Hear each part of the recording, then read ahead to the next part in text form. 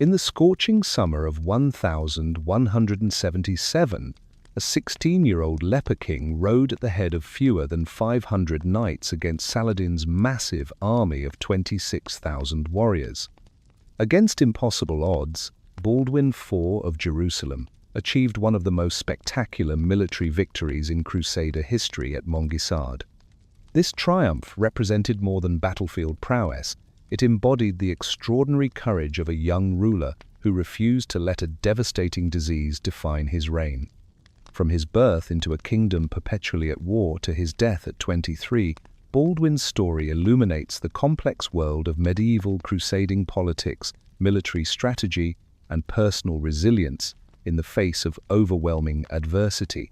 The medieval world of the 12th century presented a landscape of profound contrasts and perpetual conflict.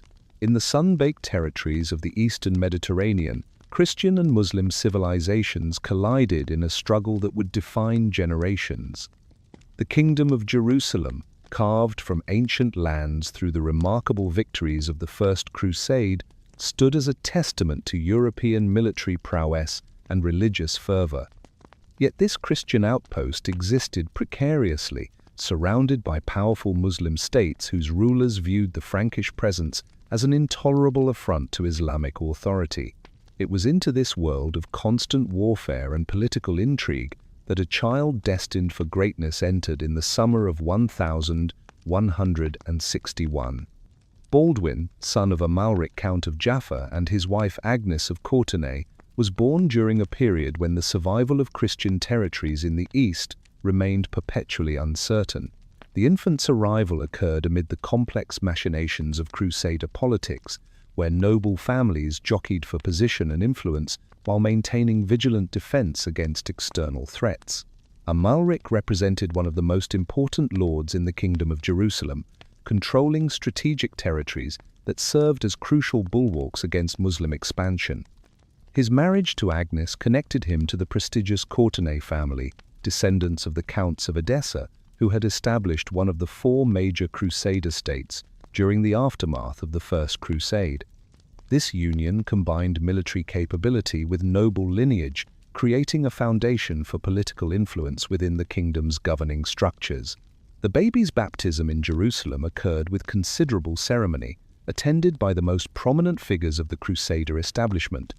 King Baldwin III himself, the infant's uncle, stood as godfather during the religious ceremony that formally welcomed the child into the community of Latin Christians governing the Holy Land. Contemporary chroniclers recorded the king's jovial observation that he would gladly offer his little nephew the Kingdom of Jerusalem as a christening gift, a remark that seemed merely playful at the time. The suggestion proved remarkably prescient. King Baldwin III, despite his youth and recent marriage to a beautiful Byzantine princess, faced the constant uncertainties that plagued medieval royal lines. Political marriages did not guarantee offspring, and the hazardous nature of frontier warfare created additional risks for rulers who led their forces personally in battle. The king's jest about inheritance would assume tragic significance within just 2 years of his nephew's birth. The unexpected death of Baldwin III in 1163 transformed the infant prince's circumstances entirely. The king's passing, apparently from illness rather than battlefield injuries, left the throne vacant with no direct heir. As the deceased monarch's only brother, Amalric possessed the strongest hereditary claim to the crown of Jerusalem. However, the kingdom's unique political structure required confirmation by the High Court, an assembly of major nobles and clergy whose approval legitimized royal succession. This confirmation process revealed the complex interplay between family politics and state governance that characterized the Crusader kingdom. The High Court's members expressed willingness to accept Amalric as their new king, but imposed a shocking condition for his coronation. The assembled nobles and clergy demanded that he dissolve his marriage to Agnes, removing her from her position as queen and severing their conjugal relationship permanently through ecclesiastical annulment. The reasons behind this extraordinary demand remained partially obscured by the diplomatic language of medieval chronicles, but appear connected to concerns about Agnes's family connections and political influence. The Courtenay family had suffered devastating losses in 1144 when the county of Edessa fell to the powerful Turkish ruler Zengi of Mosul, eliminating their ancestral holdings and reducing their political importance. Some scholars suggest the High Court worried that Agnes might use her position as queen to advance her diminished family's interests at the expense of more established noble houses within the kingdom. Whatever the precise motivations, the ultimatum presented Amalric with an agonizing choice between personal happiness and political power. The prospect of ruling the most prestigious Crusader state ultimately prevailed over marital devotion. Amalric agreed to the annulment, formally dissolving his relationship with Agnes while accepting the crown that would make him Baldwin II's successor as King of Jerusalem.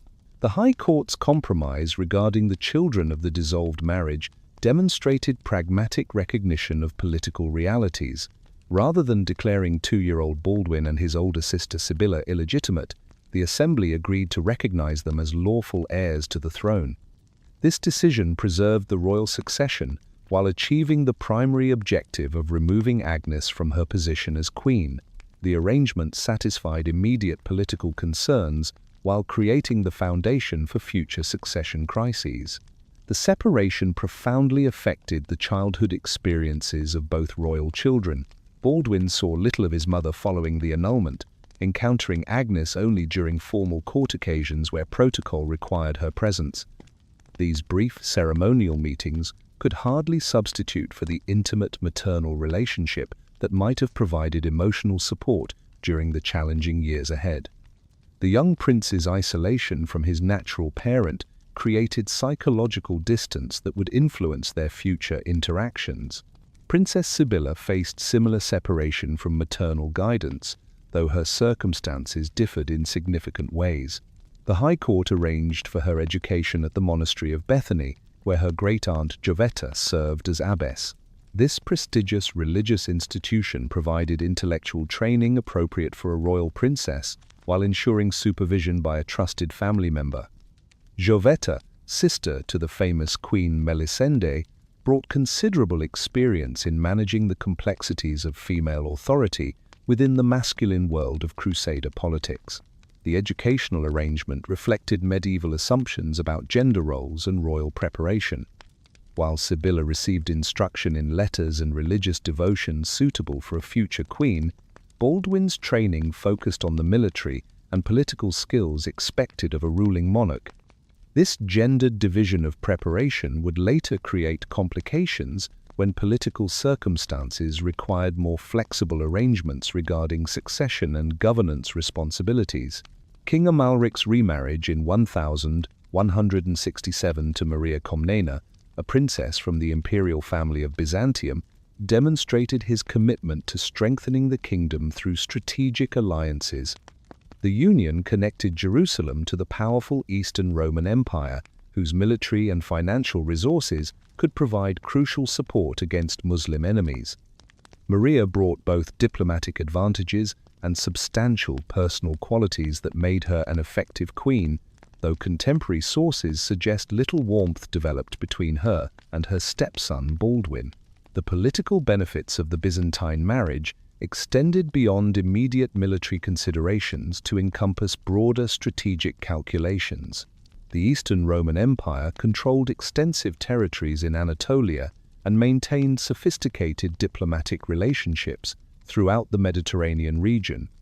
Alliance with Constantinople provided the Kingdom of Jerusalem with potential access to these networks, while demonstrating Christian unity against the growing threat posed by Muslim powers seeking to eliminate the Crusader states entirely. These early years of Baldwin's childhood unfolded against the backdrop of his father's increasingly ambitious military campaigns. King Amalric directed much of his attention toward Egypt, recognizing that control of the Nile Delta's agricultural wealth could provide resources necessary for long-term survival of the Crusader kingdom. These Egyptian expeditions required extended absences from Jerusalem, leaving the young prince under the supervision of carefully selected tutors and guardians responsible for his education and development. The most significant of these educational appointments involved William of Tyre, arguably the most learned individual in the Kingdom of Jerusalem during this period.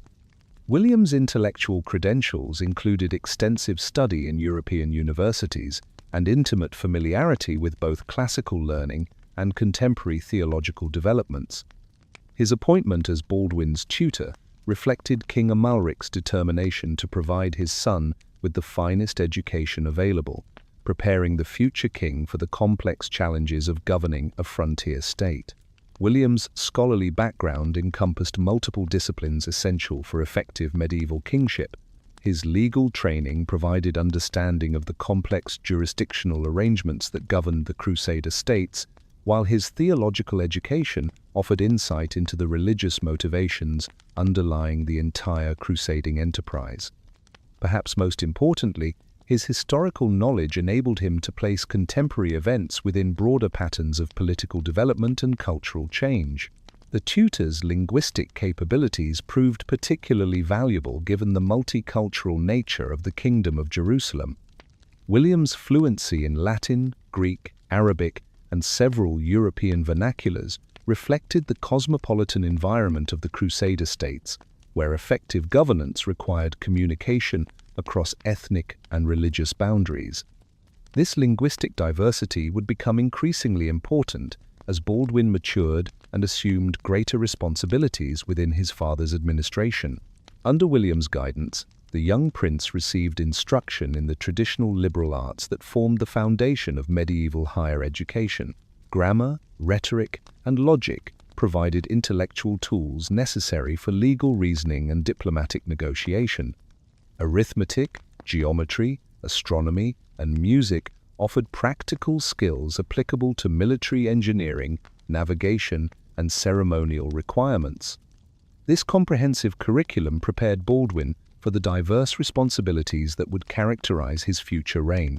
Beyond formal academic instruction, William's tutelage included practical training in the social graces expected of medieval royalty. The young prince learned proper behavior for court ceremonies, diplomatic receptions, and religious observances that would mark his public appearances. These skills might seem superficial compared to military and political education, but they played crucial roles in maintaining the dignity and authority that legitimized royal power in medieval society. The educational process also encompassed exposure to the complex religious environment of the Holy Land, where Latin Christianity existed alongside Greek, Orthodox, Armenian, Coptic, and other Eastern Christian traditions. Understanding these diverse spiritual communities was essential for effective governance, since each group maintained distinct customs, legal procedures, and relationships with the Frankish ruling class. William's instruction helped Baldwin appreciate both the opportunities and challenges presented by this religious diversity. It was during these formative educational years that William made the discovery that would transform Baldwin's life and ultimately determine the course of the Kingdom of Jerusalem. The incident occurred during what appeared to be routine childhood play, when 9-year-old Baldwin and his noble companions engaged in the rough games typical of medieval aristocratic children. What began as innocent recreation revealed a medical condition that would define the remainder of the young prince's existence.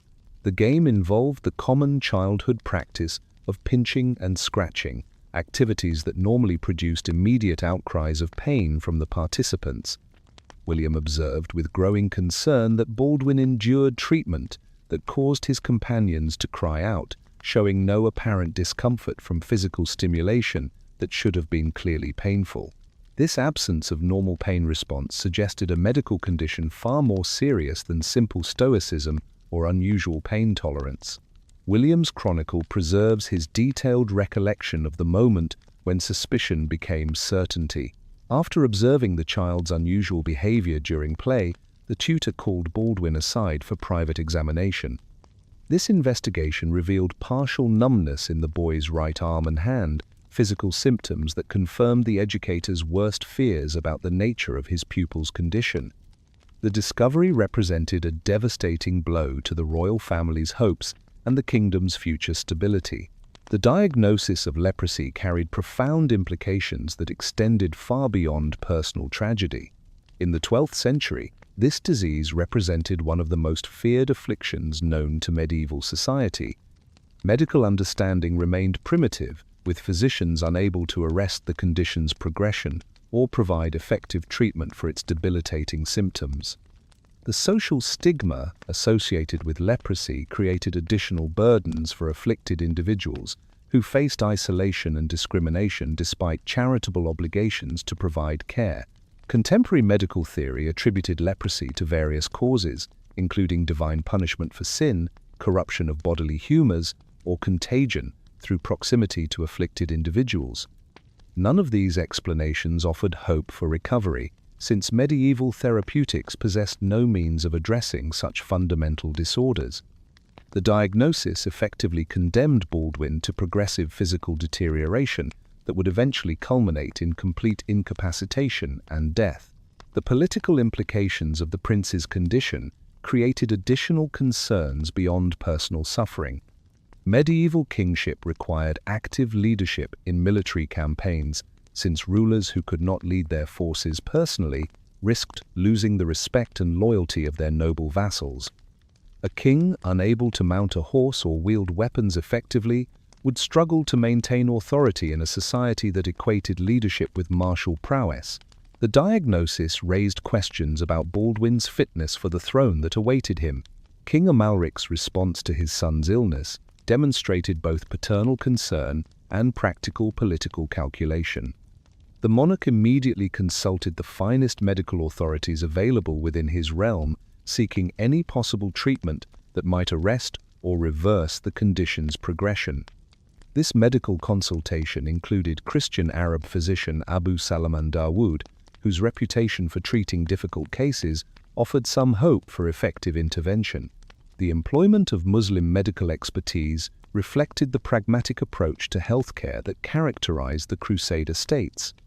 Despite the religious animosity that motivated the broader conflict between Christian and Muslim powers, practical necessity often required cooperation in areas where specialized knowledge could benefit all parties.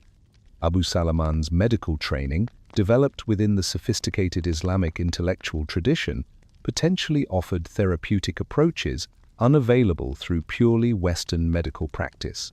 Parallel to medical treatment, King Amalric arranged for specialized military training to prepare his son for the physical demands of kingship, despite his developing disability. The appointment of Abu Salman's brother, Abul Khair, as Baldwin's equestrian instructor demonstrated the same practical approach that guided medical consultation. This arrangement provided the young prince with expert training in horsemanship, the most essential military skill for any medieval ruler. The emphasis on cavalry training reflected the tactical realities of warfare in the Crusader states, where heavy mounted combat formed the foundation of Christian military superiority. European knights had achieved their initial victories through disciplined charges by armored horsemen, whose impact could shatter infantry formations and demoralize enemy forces. Maintaining this tactical advantage required continuous training in the complex skills needed to control a warhorse while wielding shield, lance, and sword simultaneously. Baldwin's equestrian education proved remarkably successful despite the challenges posed by his progressive illness. Contemporary accounts describe the young prince's exceptional abilities as a horseman, demonstrating that physical limitations need not prevent mastery of essential royal skills when supported by expert instruction and dedicated practice. This success provided encouragement for both the prince and his supporters, suggesting that determination could overcome at least some consequences of his medical condition. The medieval understanding of leprosy encompassed both medical and spiritual dimensions that influenced social responses to afflicted individuals. While people feared contagion and showed visible distress when confronting the disease's effects, Christian teachings emphasized charitable obligations toward the suffering. The establishment of the Order of St. Lazarus in the 1140s specifically addressed the needs of leprous knights, providing both medical care and continued military service opportunities for afflicted warriors. This religious order offered a potential model for Baldwin's future service, demonstrating that leprosy need not automatically disqualify individuals from military participation. The Lazarite knights continued fighting until their condition rendered them completely incapable, maintaining their honor and contributing to the kingdom's defense despite their affliction. The order's existence provided precedent for accommodating disabled warriors within the broader military structure of the Crusader states. The social attitudes toward leprosy reflected complex medieval beliefs about illness, divine will, and human responsibility. While the disease carried stigma and inspired fear, it also generated sympathy and charitable concern among Christians who viewed care for the afflicted as a religious obligation. This ambivalent response would characterize public reaction to Baldwin throughout his reign, as subjects struggled to reconcile traditional expectations of kingship with the reality of their monarch's progressive disability. As Baldwin's childhood continued under William's careful tutelage, the progression of his illness remained relatively subtle. The initial symptoms of numbness and reduced sensation did not immediately prevent normal activities or create visible disfigurement that would alarm observers. This period of apparent stability provided time for continued education and preparation, allowing the young prince to develop intellectual and social skills that would prove crucial during his eventual reign. The educational process continued, encompassing both theoretical knowledge and practical experience in governance. William arranged for Baldwin to observe court proceedings, diplomatic negotiations, and administrative activities that would familiarize him with the complex responsibilities of kingship. These observational experiences provided insights into the practical aspects of rule that could not be gained through purely academic instruction. During this period, King Amalric's military campaigns in Egypt intensified as he sought to secure the agricultural and commercial wealth necessary for the kingdom's long-term survival. These expeditions brought him into contact with the Kurdish military commander who would eventually become Baldwin's greatest adversary. Saladin's rise to prominence within the Egyptian military hierarchy occurred during precisely these years, when the young prince was developing the skills and knowledge he would later employ against this formidable opponent. The intersection of personal tragedy and political necessity that characterized Baldwin's youth would define his entire reign. A young man destined for greatness found himself confronting challenges that would have destroyed lesser individuals. Yet his response to these adversities would ultimately demonstrate the extraordinary resilience and determination that made him one of the most remarkable rulers in medieval history. The boy who played too patiently with his companions would grow into the king who defied an empire. AD-S. The spring of 1174 found King Amalric at the height of his military ambitions, leading his forces eastward toward Damascus in what would prove to be his final campaign. The expedition represented a calculated attempt to exploit political divisions within Muslim Syria, where competing factions offered opportunities for Christian advancement. Amalric had developed considerable expertise in these complex diplomatic maneuvers, understanding that successful frontier warfare required both military prowess and sophisticated political intelligence.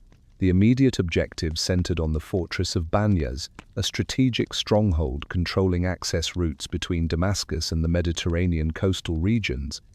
Recent intelligence suggested that local commanders might be willing to negotiate favorable terms rather than endure a prolonged siege, creating possibilities for territorial gains without the enormous costs associated with major battles.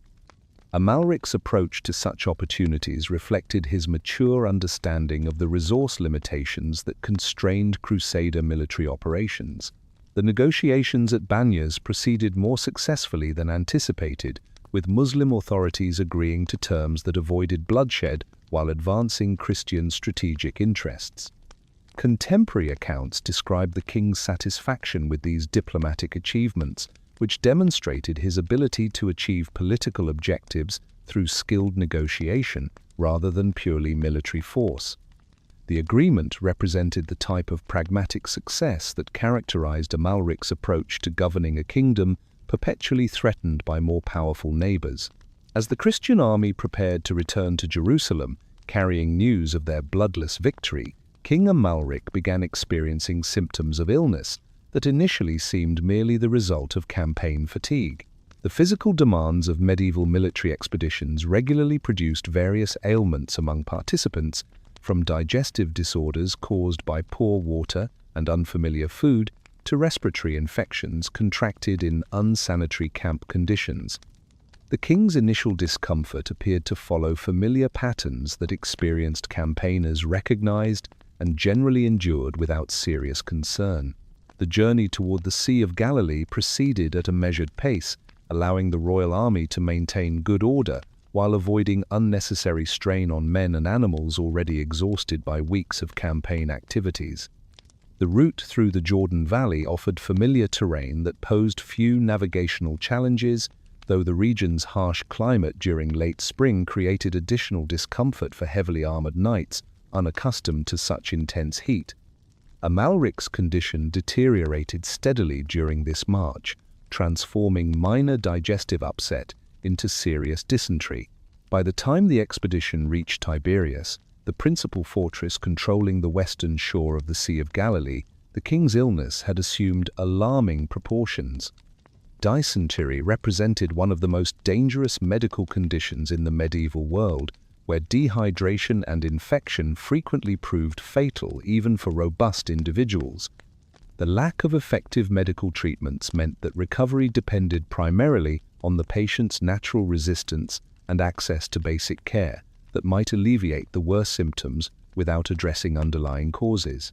The royal physicians accompanying the expedition possessed limited therapeutic options for treating severe dysentery, relying primarily on bloodletting, herbal remedies, and dietary restrictions that medieval medical theory suggested might restore the balance of bodily humors.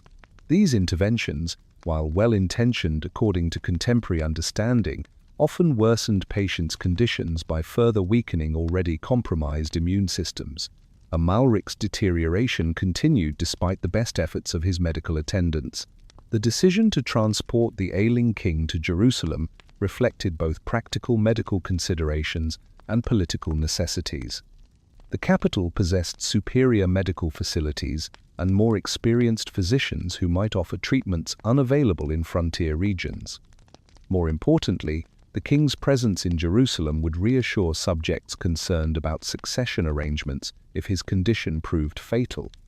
The journey southward, along familiar routes, provided opportunities for rest and recovery while maintaining communication with the kingdom's administrative centers. The royal procession's arrival in Jerusalem created considerable alarm among court officials and common citizens who observed their monarch's weakened condition. Amalric, previously known for his physical vigor and commanding presence, appeared drastically diminished by the illness that had consumed his strength during the return from Banyas. The visible deterioration of their king reminded subjects of the fragility that characterized even the most powerful medieval rulers when confronted by disease or injury beyond contemporary medical capabilities. Despite the efforts of Jerusalem's most skilled physicians and the prayers of the clergy gathered at the royal bedside, Amalric's condition continued its inexorable decline throughout the early weeks of July.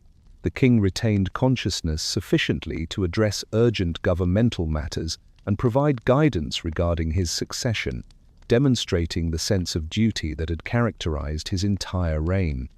Contemporary chroniclers recorded his composed acceptance of approaching death and concern for his kingdom's future stability under his young heir. King Amalric died on July 11, 1174, succumbing to the dysentery that had overwhelmed his constitution despite his relatively young age of 38 years. His death shocked a kingdom that had grown accustomed to his energetic leadership and skilled management of the complex challenges facing the Crusader states. The loss represented more than personal tragedy, removing from power a ruler whose experience and political acumen had provided essential stability during particularly dangerous periods of Muslim resurgence. The circumstances of Amalric's death highlighted the persistent vulnerability of the royal line that had plagued the Kingdom of Jerusalem since its establishment. His father, Fulk of Anjou, had died unexpectedly in a hunting accident, demonstrating how quickly political circumstances could change when rulers met untimely ends. Similarly, Amalric's brother Baldwin III had succumbed to illness at the age of 33, cutting short a promising reign and forcing political adjustments that had brought Amalric to power under difficult circumstances. This pattern of premature royal deaths created ongoing succession anxieties that complicated long-term political planning within the kingdom. Unlike European monarchies with multiple male heirs and established precedents for smooth transitions, Jerusalem's ruling house had repeatedly faced situations where young or inexperienced individuals assumed power during critical periods. The death of kings in their prime created additional burdens for kingdoms already struggling against superior enemy forces and limited resources. The High Court of Jerusalem convened with unusual speed following Amalric's death, recognizing the urgent necessity of confirming succession arrangements before potential rivals could organize challenges to legitimate authority. This assembly of major nobles and senior clergy represented the kingdom's most important political institution, whose approval legitimized royal power and whose opposition could undermine monarchical authority. The court's deliberations regarding 13-year-old Baldwin's fitness for kingship would determine the realm's future stability. The legal precedents governing succession in the Kingdom of Jerusalem differed significantly from purely hereditary systems common in Western Europe. While blood relationship to previous rulers provided strong claims to the throne, actual confirmation required explicit approval from the High Court, whose members retained theoretical rights to reject unsuitable candidates. This quasi-elective element introduced uncertainties that could complicate succession processes, particularly when heirs possessed obvious limitations that might affect their governing capabilities. Baldwin's youth presented the most immediate concern for court members evaluating his suitability as king. Medieval political theory generally assumed that effective kingship required mature judgment, extensive experience in military affairs, and sophisticated understanding of diplomatic complexities. A 13-year-old ruler, regardless of his noble bloodline or personal qualities, necessarily lacked the practical experience that qualified adults for such demanding responsibilities. The precedent of child kings often created regency periods marked by factional competition and weakened royal authority. More troubling still were the uncertain implications of Baldwin's developing leprosy, whose progression remained unpredictable according to contemporary medical understanding. While the prince showed no visible symptoms that would immediately disqualify him from royal functions, court members understood that the disease would eventually create disabilities that could compromise his effectiveness as a military leader. Medieval kingship required personal participation in battlefield command, making physical incapacitation a potentially fatal weakness in governmental authority. Despite these serious concerns, the High Court's deliberations concluded with unanimous endorsement of Baldwin's succession, reflecting both legal precedent and practical political calculations. As Amalric's legitimate son and closest male relative, Baldwin possessed the strongest hereditary claim under the kingdom's established succession laws. Alternative arrangements would have required controversial innovations that might create dangerous precedents for future succession disputes, potentially destabilizing the monarchy's legal foundations. The court's decision also reflected realistic assessments of available alternatives to Baldwin's succession. Princess Sibylla, despite her undoubted legitimacy, could not rule independently according to contemporary gender expectations, while her eventual marriage to a suitable consort remained uncertain. Appointing a non-royal regent or transferring authority to distant relatives would have created novel constitutional arrangements with unpredictable consequences for monarchical stability and noble loyalty.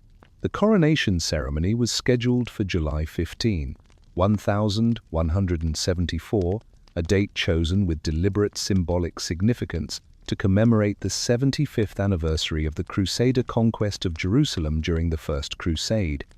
This timing connected Baldwin's accession to the founding achievements of the kingdom, emphasizing continuity with the heroic generation that had established Christian rule in the Holy Land. The anniversary provided inspirational context that might offset concerns about the new king's youth and uncertain health.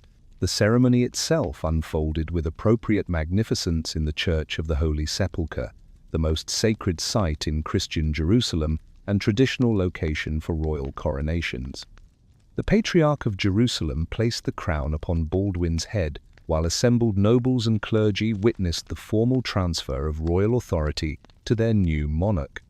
Contemporary accounts describe the young king's composed demeanor during these proceedings, suggesting an awareness of the enormous responsibilities he was assuming. William of Tyre, who had served as Baldwin's tutor and observed his development from childhood, provided a memorable portrait of the newly crowned king that emphasized both his promise and his challenges. The chronicler described Baldwin as unusually attractive for his age, possessing the physical presence and natural dignity that medieval observers associated with effective leadership. His excellence as a horseman demonstrated mastery of the military skills essential for medieval kingship, while his intellectual capabilities suggested potential for sophisticated political judgment. The new king's resemblance to his father extended beyond mere physical appearance to encompass mannerisms and personal qualities that reminded observers of Amalric's distinctive characteristics. This hereditary continuity reassured subjects who had respected the previous king's leadership and hoped for similar effectiveness from his successor. William noted particularly Baldwin's exceptional memory and enjoyment of historical narratives, intellectual traits that might prove valuable for a ruler governing territories rich in cultural complexity and political precedent. The Kingdom of Jerusalem that Baldwin inherited represented both remarkable achievement and persistent vulnerability, encompassing territories that stretched from the desert fortress of Kerak in Transjordan to the prosperous port city of Gaza on the Mediterranean coast. This extensive realm included some of the most economically valuable and strategically important locations in the eastern Mediterranean, generating revenues that supported the kingdom's military establishments while providing resources for the elaborate court ceremonies that maintained royal prestige. The coastal cities that formed the kingdom's economic backbone functioned as crucial intermediaries in Mediterranean trade networks that connected European merchants with Asian goods. Jaffa served as the primary port for pilgrims traveling to Jerusalem, generating substantial revenues through customs duties and services provided to the thousands of Christians who annually undertook religious journeys to the Holy Land. The larger commercial centers of Acre, Tyre, Sidon, and Beirut hosted permanent communities of Italian merchants whose trading activities created prosperity that extended throughout the kingdom's territories. These urban centers demonstrated the remarkable cultural diversity that characterized the Crusader states, where Latin Christians governed populations that included Greek Orthodox Christians, Armenian Christians, various Eastern Christian sects, Muslims, and Jewish communities. Each group maintained distinct religious practices, legal traditions, and commercial networks, while participating in the broader economic activities that sustained the kingdom's prosperity. This multicultural environment created both opportunities for economic growth and challenges for political administration. The agricultural regions of the kingdom produced the foodstuffs necessary to support urban populations and military garrisons, while also generating export crops that contributed to commercial revenues. The fertile coastal plains supported grain production and fruit cultivation, while the hill country provided olive oil and wine that found markets throughout the Mediterranean region. The Jordan Valley, despite its harsh climate, contained agricultural areas that supplemented food production, while strategic fortresses controlled access routes between the kingdom and its enemies. Yet, this prosperous and extensive realm existed within a strategic environment that posed existential threats to its long-term survival. The emergence of Saladin, as the dominant Muslim leader in Egypt and Syria, created a unified enemy force that dwarfed the military resources available to the Crusader states. Unlike previous Muslim opponents who had been divided by political rivalries and territorial disputes, Saladin commanded the wealth of Egypt, and controlled strategic territories that could support sustained campaigns against Christian positions. Saladin's rise from humble Kurdish origins to the position of Sultan of Egypt represented one of the most remarkable political achievements of the medieval period. His career began within the military hierarchy of the Zengid dynasty, whose rulers had previously served as the primary Muslim opponents of the Crusader states. Through a combination of military skill, political cunning, and opportunistic maneuvering, Saladin had eliminated his former masters and established independent authority over the vast territories and resources of the Nile Delta. The consolidation of Egyptian resources under unified Muslim leadership fundamentally altered the strategic balance that had previously favored the Crusader states. Egypt's agricultural wealth could support enormous armies for extended campaigns, while its strategic position enabled simultaneous pressure on multiple Christian territories.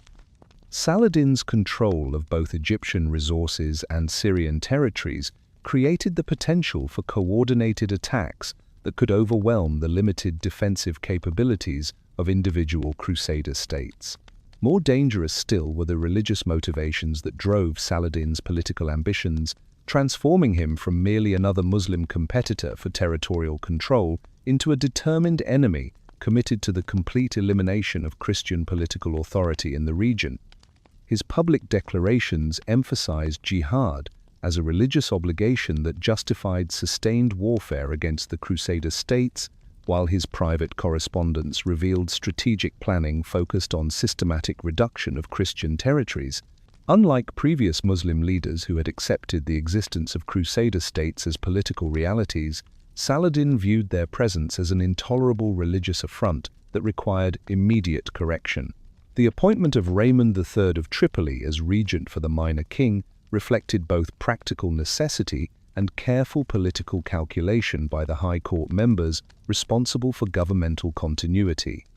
Raymond's extensive experience in frontier warfare and proven administrative capabilities qualified him for the demanding responsibilities of governing the kingdom during its most vulnerable period.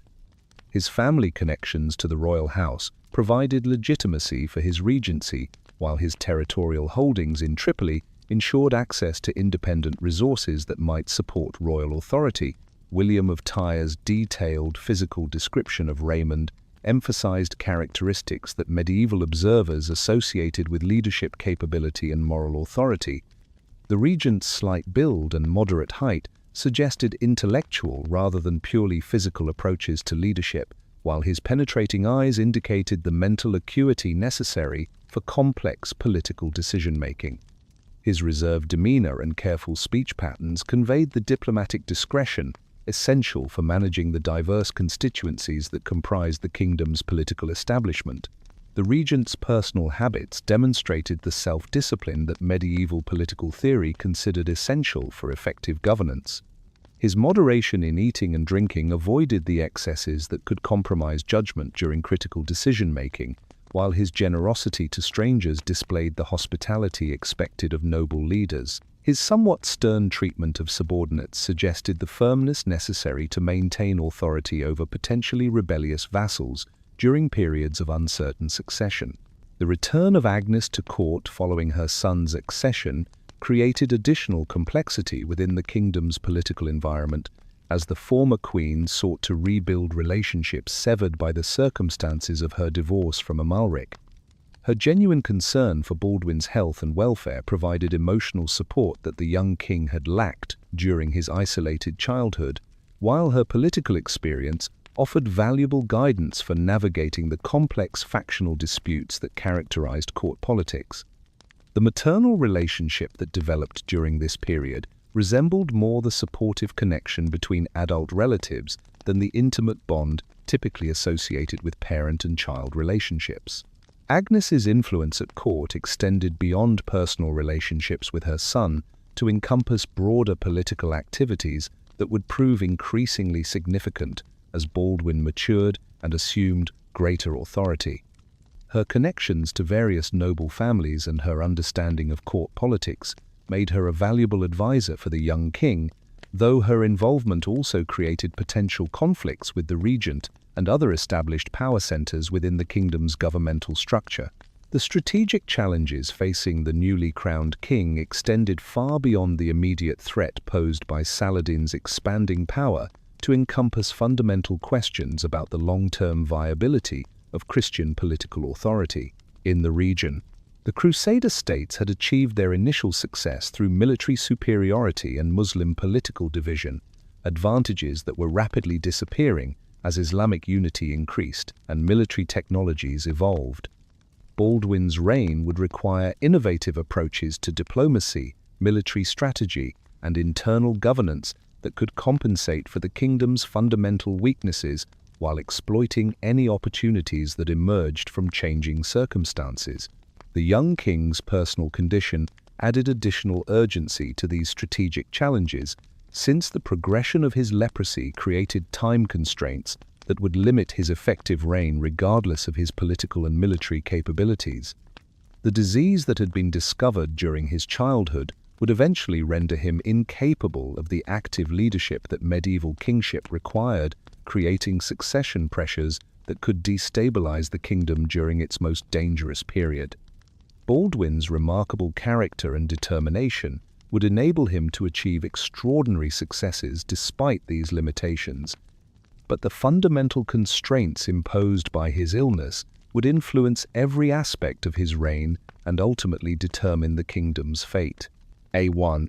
The year 1176 marked a crucial turning point in the young king's development as Baldwin reached his 15th birthday and assumed the full powers of monarchy that had been held in trust by his regent. The transition from minority to majority rule occurred according to the established legal traditions of the Kingdom of Jerusalem, which recognized 15 as the age when royal heirs possessed sufficient maturity to govern independently. This constitutional milestone freed Baldwin from the constraints of regency while placing upon his shoulders the enormous responsibilities that accompanied medieval kingship. The physical manifestations of Baldwin's leprosy had become increasingly apparent during the final months of Raymond's regency, creating visible evidence of the disease that had remained largely hidden during his early adolescence. The progressive nature of the condition meant that symptoms which had been confined to occasional numbness and reduced sensation now affected his face, hands, and feet in ways that could no longer be concealed from public observation. Contemporary chroniclers noted the distress experienced by subjects when confronted with their monarch's obvious affliction, though none questioned his continued fitness for royal duties. The psychological impact of witnessing their king's physical deterioration created complex emotional responses among Baldwin's subjects, who found themselves torn between natural revulsion at the disease's visible effects and deep respect for the young ruler's courage in facing his condition. Medieval attitudes toward leprosy encompassed both fear of contagion and recognition of divine purpose in human suffering, creating ambivalent reactions that characterized public responses to Baldwin throughout his reign. The king's determination to continue performing his royal duties despite obvious physical limitations earned admiration that partially offset the discomfort caused by his appearance. The urgency surrounding Princess Sibylla's marriage arrangements intensified as Baldwin's condition became more apparent, since the visible progression of his leprosy emphasized the importance of securing the royal succession through his sister's offspring. The High Court recognized that Baldwin's reign might be shorter than originally anticipated, making it essential to establish clear hereditary arrangements that could prevent succession disputes during future crises. The identification of suitable marriage partners for the princess required careful balance between political advantages and practical considerations regarding the willingness of noble families to accept such complicated circumstances. The eventual selection of William Longsword, Marquis of Montferrat, represented an outstanding political achievement for the Kingdom of Jerusalem's diplomatic efforts. William's family connections extended to the most powerful ruling houses in Western Europe, including cousinship with both the Holy Roman Emperor and the King of France. These relationships offered potential for military and financial support that could significantly strengthen the kingdom's position against Muslim enemies. The Marquis himself possessed considerable personal qualities, including military experience and political acumen that qualified him for the demanding role of royal consort. The marriage negotiations demonstrated sophisticated understanding of European political dynamics by Baldwin's advisors, who recognized that prestigious marriage alliances could compensate for some of the kingdom's inherent military weaknesses. William Longsword's noble lineage and European connections provided opportunities for diplomatic initiatives that might secure additional crusading expeditions or financial subsidies from Western monarchs concerned about the Holy Land's security. The union promised to elevate the kingdom's international prestige while creating practical advantages for future military campaigns. The wedding ceremony itself occurred with appropriate magnificence, demonstrating the kingdom's continued prosperity despite the military pressures it faced. Contemporary accounts describe elaborate celebrations that showcased the cultural sophistication and economic resources that characterized the Crusader states at their height. The festivities served multiple purposes beyond celebrating the royal marriage, providing opportunities for diplomatic consultations with foreign guests and public demonstrations of monarchical authority that reinforced Baldwin's legitimacy despite his visible illness.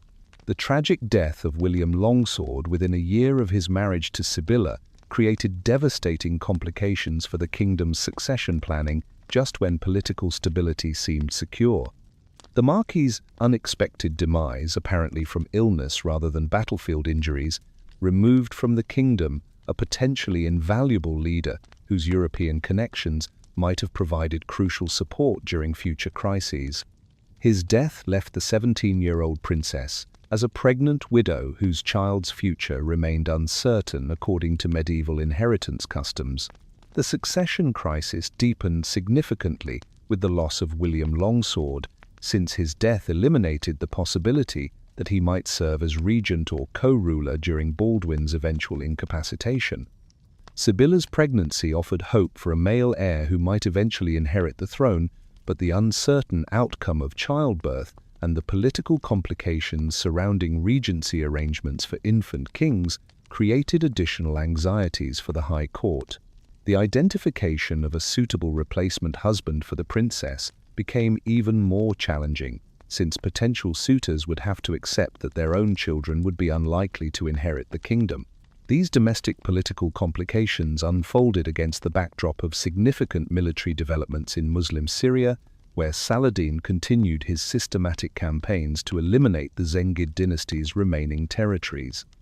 The Kurdish leader's strategic objective involved unifying all Muslim territories under his personal authority, creating the resource base necessary for sustained warfare against the Crusader states. His methodical approach to this unification demonstrated sophisticated understanding of both military tactics and political strategy that posed increasingly serious threats to Christian interests in the region. The Battle of Tel al-Sultan in April 1176 represented a crucial victory in Saladin's campaign against his Muslim rivals, demonstrating the military capabilities that would soon be directed against the Crusader states. His defeat of Saif al-Din of Mosul eliminated one of the most significant remaining Zengid commanders, while capturing strategic territories that enhanced his operational flexibility for future campaigns. The battle's outcome reflected Saladin's growing military expertise and the superior resources that his control of Egypt provided for sustained military operations. The subsequent siege of Aleppo illustrated both Saladin's strategic ambitions and the complex political calculations that influenced military decision-making throughout the region. Aleppo represented the most important Zengid stronghold, remaining independent of Saladin's authority, whose capture would complete his domination of Muslim Syria while providing additional resources for campaigns against Christian territories. The city's ruler, Gumushtegin, recognized the desperate nature of his situation and sought alliance with Christian powers, who shared his interest in preventing Saladin's further expansion.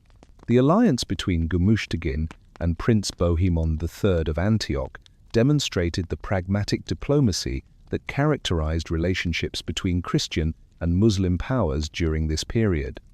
Despite the religious animosity that theoretically governed interactions between the two faiths, practical political considerations frequently created temporary partnerships when mutual interests aligned against common enemies.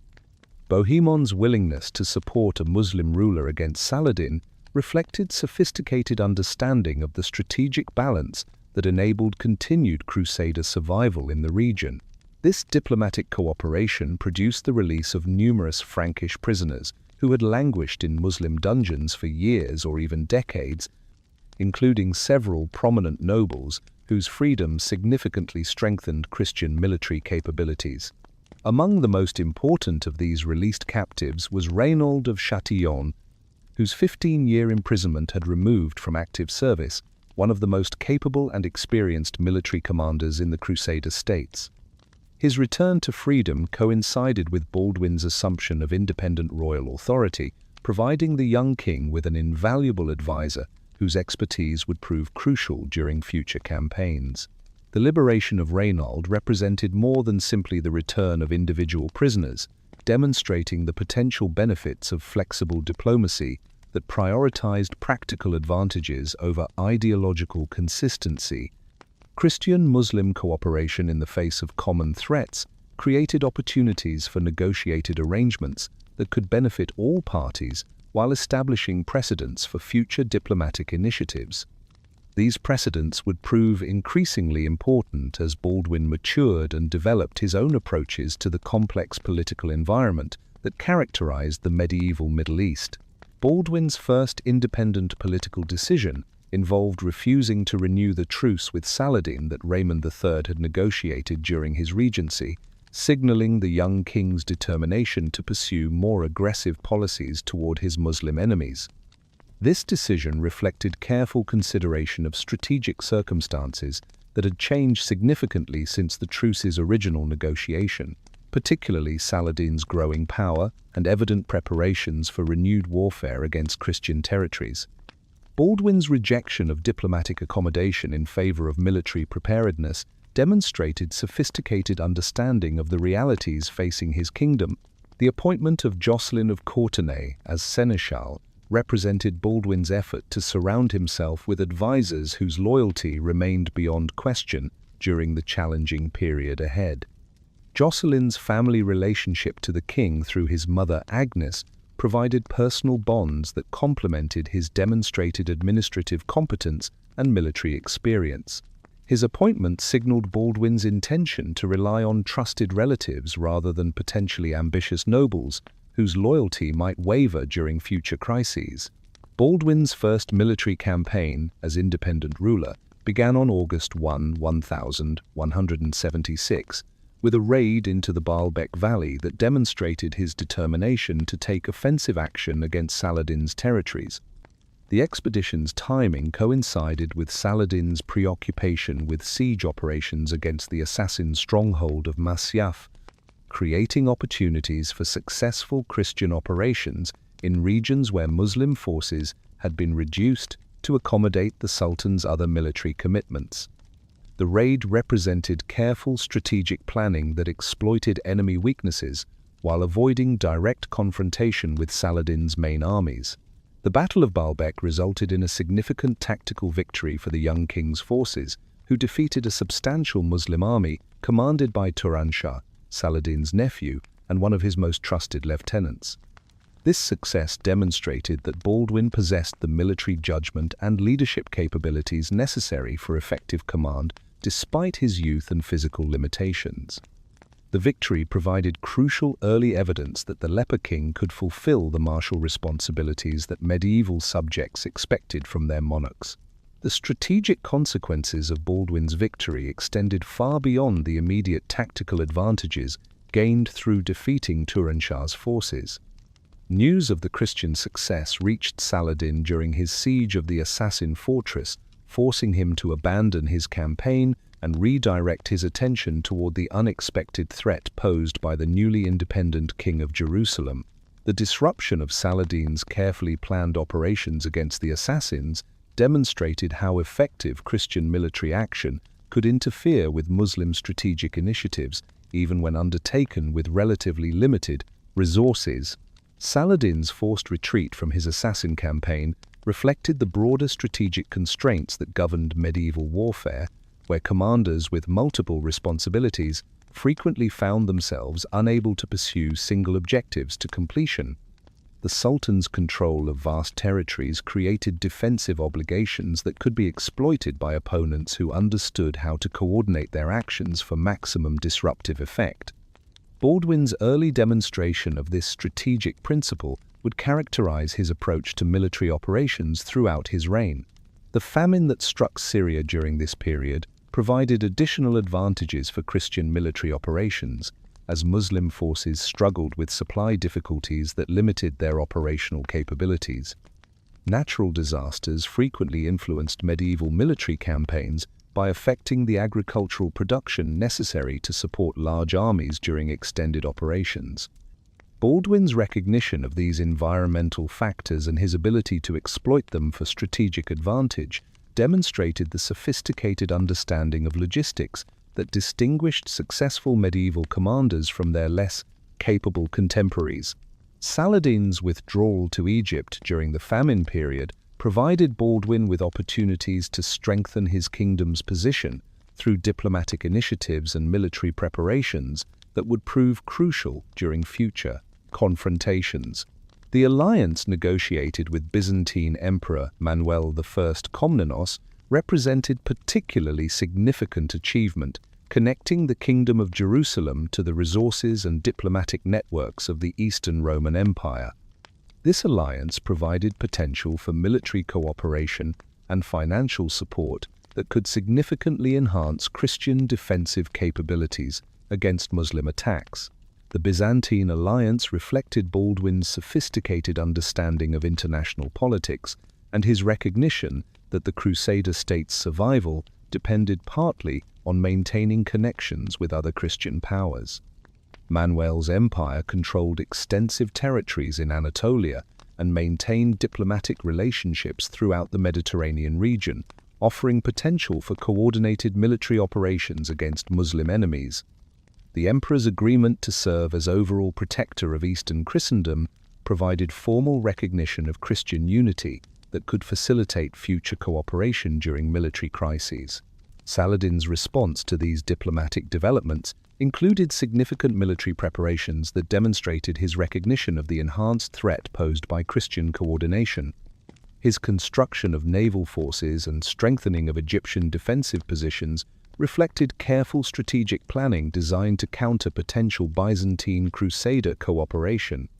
The Sultan's preparation for naval warfare indicated his understanding that Christian powers might attempt seaborne operations that could exploit Muslim weaknesses along Mediterranean coastlines.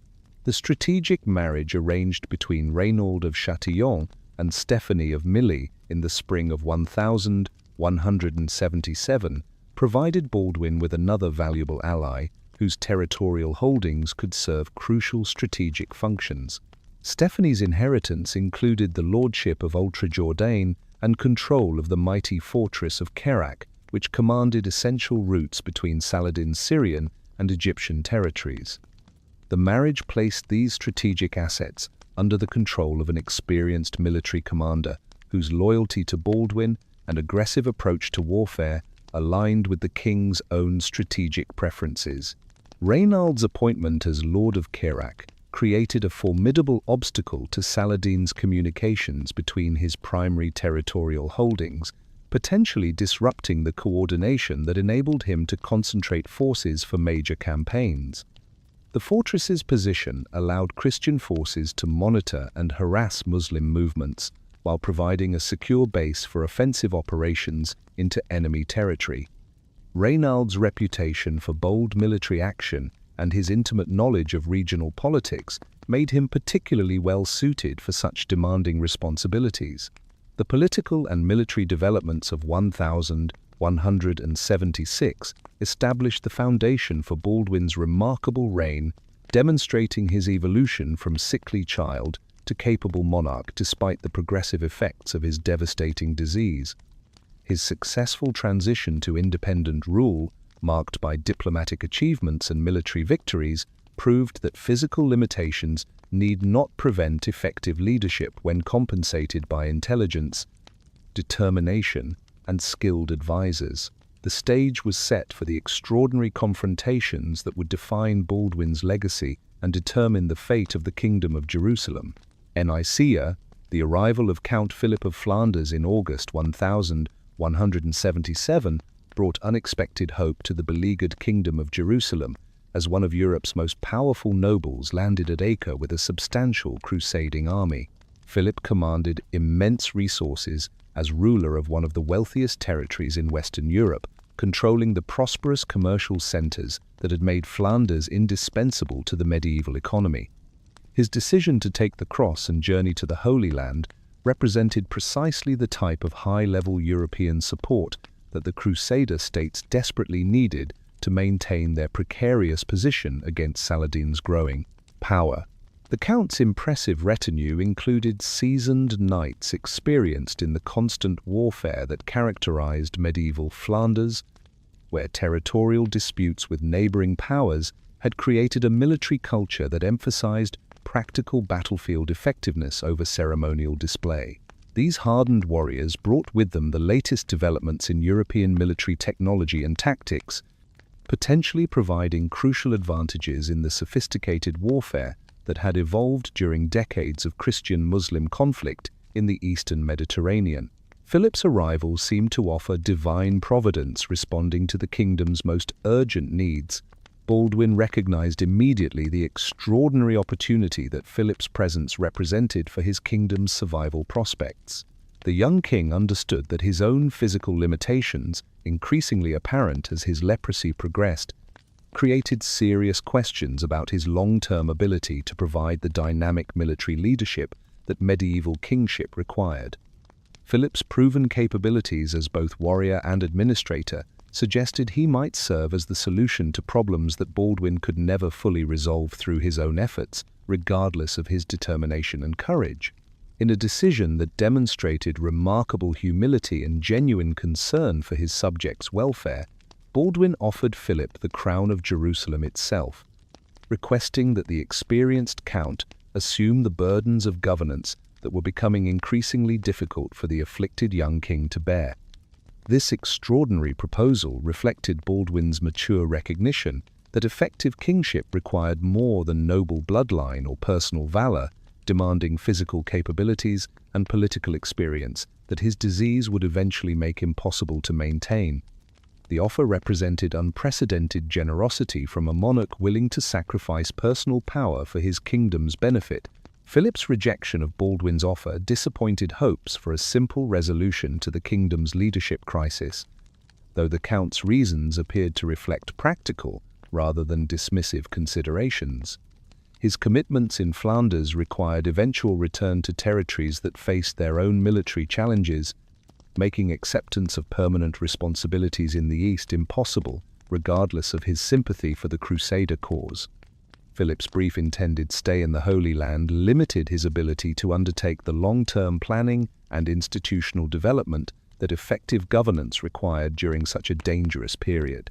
The Count's alternative proposal to join in a campaign against Egypt initially seemed to offer significant strategic advantages, since coordinated Christian-Egyptian operations might achieve objectives that neither the kingdom nor Philip's forces could accomplish independently.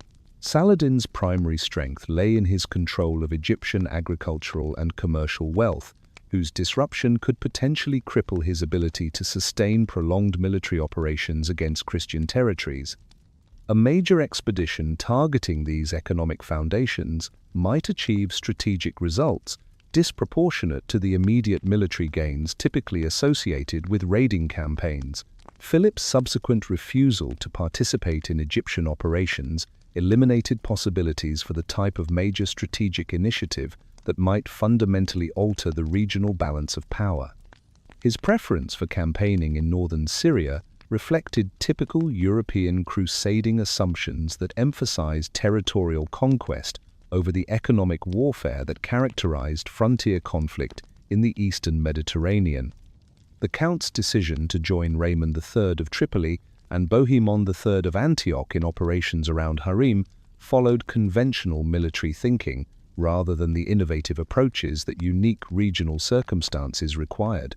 Baldwin's support for Philip's northern campaign demonstrated the young king's diplomatic skills despite his personal disappointment at the lost opportunity for Egyptian operations. The reinforcement of Philip's army with 100 knights and 2,000 infantry represented a substantial commitment of the kingdom's limited military resources, reflecting Baldwin's recognition that maintaining good relationships with visiting European nobles remained essential for securing future support. The contribution also demonstrated the kingdom's continued military capabilities despite the strategic challenges it faced. The dispersal of Frankish forces northward created precisely the type of strategic vulnerability that experienced commanders like Saladin monitored constantly for exploitation opportunities. The departure of Philip's substantial army, combined with the knights contributed by Baldwin and the forces committed by Raymond and Bohemond, left the Kingdom of Jerusalem with significantly reduced defensive capabilities at precisely the moment when Saladin was completing his preparations for renewed offensive operations. The timing created almost irresistible temptation for immediate Muslim attack. The War of Saint Sabas that raged simultaneously in Acre between competing Italian maritime republics further complicated the kingdom's defensive preparations by diverting resources and attention from external threats toward internal cybers. Conflicts. The commercial rivalry between Genoa, Venice, and Pisa had escalated into armed confrontation within one of the kingdom's most important port cities, creating chaos that undermined unified resistance to Muslim enemies. These internal divisions demonstrated how Christian political fragmentation could create opportunities for opponents, even when no formal military cooperation existed between internal and external enemies. Saladin's recognition of these favorable circumstances prompted his decision to launch the most ambitious campaign yet attempted against the Crusader states, assembling military resources on a scale that dwarfed previous expeditions. The massive army gathered in Egypt during the autumn of 1177 represented the culmination of years of preparation and resource accumulation, combining Egyptian wealth with Syrian manpower under unified command. Contemporary chronicles reported that the expedition's supply requirements caused food prices to skyrocket throughout Egypt, indicating mobilization efforts that strained even that wealthy province's abundant resources. The scale of Saladin's preparations suggested strategic objectives extending beyond typical raiding campaigns toward more ambitious goals that might include permanent territorial conquest or even elimination of major Crusader strongholds. Intelligence reports reaching Baldwin indicated Muslim forces numbering in the tens of thousands, representing military power sufficient to overwhelm any Christian army likely to oppose them. The Sultan's systematic approach to this campaign reflected sophisticated understanding of both military logistics and strategic planning that posed existential threats to Christian survival in the region. The Muslim army's crossing of the Egyptian frontier on November 18 marked the beginning of operations that would test every aspect of Baldwin's leadership capabilities and the kingdom's defensive preparations. Saladin's initial advance proceeded at a deliberately measured pace that allowed systematic devastation of agricultural areas while avoiding the rapid movement that might create supply difficulties for such a large force. The methodical approach demonstrated confidence in ultimate victory while maximizing economic damage to Christian territories, even if immediate military objectives proved unattainable. The relaxed tempo of Saladin's advance reflected his accurate assessment that Christian forces lacked the strength to challenge his massive army in open battle, allowing him to conduct operations according to strategic preferences rather than tactical necessities imposed by enemy pressure.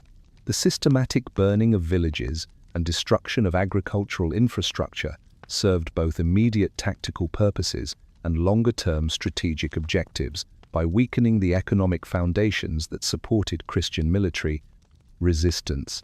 Each day of unopposed advance increased Muslim confidence while spreading panic throughout Christian territories. Grand Master Odo de Santaman's assembly of available Templar forces at Gaza represented one of the few organized responses to Saladin's invasion that Christian commanders could mount with their limited resources. The military orders maintained garrison forces at strategic locations throughout the kingdom, partly to provide rapid response capabilities during precisely such emergencies when secular nobles might lack the time necessary to mobilize their scattered retainers. The Templars' professional discipline and permanent readiness made them invaluable assets during surprise attacks that caught conventional forces unprepared.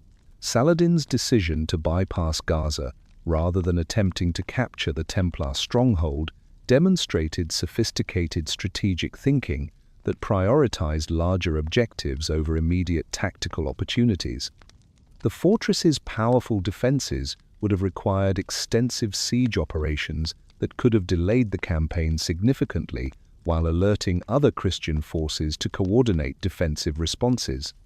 By avoiding such entanglements, Saladin maintained operational momentum while directing his forces toward more valuable strategic targets that offered better prospects for decisive results. The Muslim advance toward Ascalon reflected careful target selection based on the port city's crucial importance to Christian defensive systems and economic prosperity.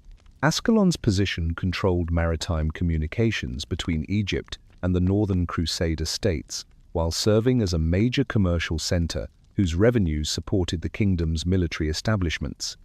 The city's capture would have provided Saladin with a strategic base for future operations while denying Christians access to resources essential for continued resistance.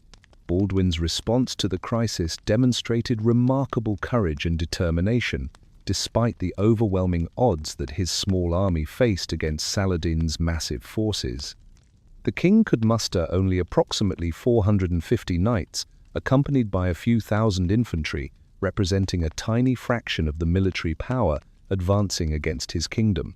The disparity in numbers would have justified retreat or negotiation in most circumstances, yet Baldwin's character and sense of responsibility prevented him from abandoning his subjects to face Muslim conquest without resistance. The loyal barons who gathered around their afflicted king during this desperate period included some of the most capable and experienced military commanders in the Crusader states. Baldwin of Ramla and Balian of Ibelin represented noble families whose territorial holdings and military expertise made them indispensable elements in the kingdom's defensive system. Reynald of Chatillon's presence provided additional leadership from someone whose long experience in frontier warfare had created intimate understanding of regional military conditions and enemy capabilities. The decision to carry the True Cross into battle reflected the profound religious significance that Christians attached to their struggle against Muslim enemies, while also serving practical purposes in maintaining morale among troops facing overwhelming odds. The relic's presence symbolized divine support for Christian resistance while creating powerful psychological incentives for extraordinary courage during the coming confrontation. Bishop Albert of Bethlehem's role as bearer of this precious relic demonstrated the clergy's direct participation in military operations that medieval Christians viewed as religious warfare. Saladin's approach to Ascalon on November 24 forced Baldwin to confront the difficult choice between risking his tiny army in hopeless battle or accepting the humiliation of retreat behind the city's walls. The king's decision to withdraw reflected tactical wisdom rather than cowardice, since preserving his forces intact offered better prospects for eventual resistance than sacrificing them in premature confrontation with vastly superior numbers. The retreat demonstrated mature strategic thinking that prioritized long-term survival over immediate heroic gestures. The penetration of Muslim raiding parties to the very walls of Jerusalem created panic throughout the Christian population, while demonstrating the completeness of Saladin's initial success. Citizens hiding in the Tower of David and the abandonment of outlying settlements like Ramla illustrated the terror that accompanied realization of their desperate situation. These psychological effects multiplied the material damage caused by military operations, undermining Christian morale while reinforcing Muslim confidence in ultimate victory. Baldwin's determination to resist despite these crushing disadvantages reflected both personal character and sophisticated understanding of the political dynamics that governed medieval warfare. Surrender or flight would have destroyed the royal authority upon which the kingdom's survival depended, while even hopeless resistance might create opportunities for unexpected developments that could alter apparently predetermined outcomes. The young king's decision to summon the Templars from Gaza demonstrated his commitment to exhausting every possible resource before accepting defeat. The arrival of Grand Master Odo de Saint-Amand with approximately 80 Templar knights provided crucial reinforcement that doubled Baldwin's cavalry strength while adding the psychological benefits associated with the military. Order's legendary fighting abilities. The Templars' reputation for discipline and courage made them worth far more than their numbers might suggest, particularly during desperate circumstances where morale factors could determine outcomes. Their presence transformed Baldwin's force from a token resistance into a potentially effective fighting unit. The decision to lead this tiny army out from Ascalon on November 25 represented one of the most audacious military decisions in medieval history, as Baldwin chose to seek battle against forces that outnumbered his own by ratios that normally guaranteed immediate destruction. The march toward Ibelin and subsequent turn inland toward Montgisard reflected careful reconnaissance that had identified potential opportunities for surprising Saladin's overconfident forces. The movement demonstrated remarkable tactical sophistication for such a young and inexperienced commander. Saladin's vulnerability while moving his massive army across the ravine near Montgisard Castle reflected the logistical complexities that accompanied operations with forces too large for rapid tactical maneuvering. The Muslim army's dispersed formation during this crossing created temporary windows of opportunity for opponents bold enough to attempt immediate attack. Baldwin's recognition and exploitation of this tactical opportunity demonstrated the military instincts that would characterize his entire reign despite his physical limitations. The war drums that signaled Muslim troops to reassemble for battle created chaotic conditions as Saladin struggled to deploy his scattered forces against the unexpected Christian attack. Ibn al-Athir's chronicle captured the confusion that characterized this moment, recording that the next thing they knew the Franks were upon them before adequate defensive preparations could be completed. The element of surprise that Baldwin achieved through his audacious advance eliminated many of the advantages that Saladin's superior numbers should have provided. Saladin's partial success in achieving battle formation demonstrated the leadership qualities that had enabled his rise to power as he managed to organize substantial portions of his army despite the tactical surprise that had caught his forces unprepared. The Muslim tactical error during redeployment that exposed their flanks to Christian attack reflected the confusion and hasty decision-making that often characterized military operations conducted under extreme pressure. These mistakes created exactly the type of opportunity that experienced medieval commanders recognized as decisive moments requiring immediate exploitation. The Frankish charge led by Templar Grand Master Odo de Saint-Amand represented the culmination of decades of military evolution that had perfected heavy cavalry tactics for maximum shock effect against infantry formations. The disciplined advance of armored knights created irresistible momentum that shattered Saladin's hastily arranged defensive lines while spreading panic throughout the Muslim army. The penetration of Saladin's command position and slaughter of his yellow silk bodyguards demonstrated the completeness of Christian tactical success. Saladin's narrow escape on a racing camel with only a handful of companions marked the transformation of what had begun as confident conquest into desperate flight for survival. The Sultan's personal experience of near death illustrated the totality of the defeat that had overwhelmed his forces within hours of what had seemed certain victory. His flight across the Sinai desert under constant harassment from Bedouin tribes created additional humiliation, while demonstrating how completely the strategic situation had reversed through Baldwin's extraordinary victory at Montgisard. NDSE, the return to Ascalon following the miraculous victory at Montgisard transformed the atmosphere within the Christian army, from desperate hope to triumphant celebration, as Baldwin's forces arrived laden with plunder and prisoners that testified to the completeness of their unexpected success. The magnitude of their achievement became apparent through the material evidence of Saladin's catastrophic defeat, with captured weapons, armor, and personal effects of high-ranking Muslim officers, demonstrating how thoroughly the Sultan's supposedly invincible army had been destroyed. The wealth recovered from the battlefield provided immediate practical benefits for the kingdom's finances, while serving as tangible proof of divine favor that reinforced Christian morale throughout the region. The prisoners taken during and after the battle included numerous officers and administrators whose intelligence value complemented their potential for ransom negotiations with wealthy Muslim families seeking their relatives' freedom. These captives provided Baldwin's government with detailed information about Saladin's military organization, strategic planning, and resource limitations that would prove invaluable during future campaigns.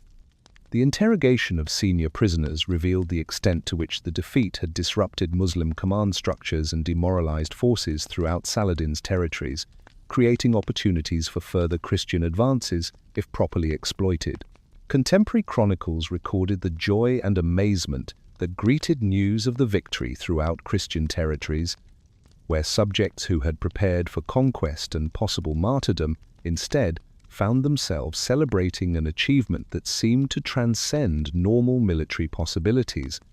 The psychological impact of Baldwin's triumph extended far beyond immediate tactical advantages to encompass broader questions about divine intervention in human affairs and the ultimate destiny of the Crusader states. Churches throughout the kingdom offered thanksgiving services that emphasized providential protection while encouraging continued resistance against Muslim enemies. Meanwhile, Saladin's retreat across the Sinai Desert represented one of the most harrowing experiences in the Sultan's remarkable career, as his desperate flight exposed him to dangers that multiplied the humiliation of his battlefield defeat. The handful of companions who had escaped with him from Mongisard provided inadequate protection against the Bedouin tribes that controlled much of the desert region and saw opportunities for profit in attacking weakened travelers.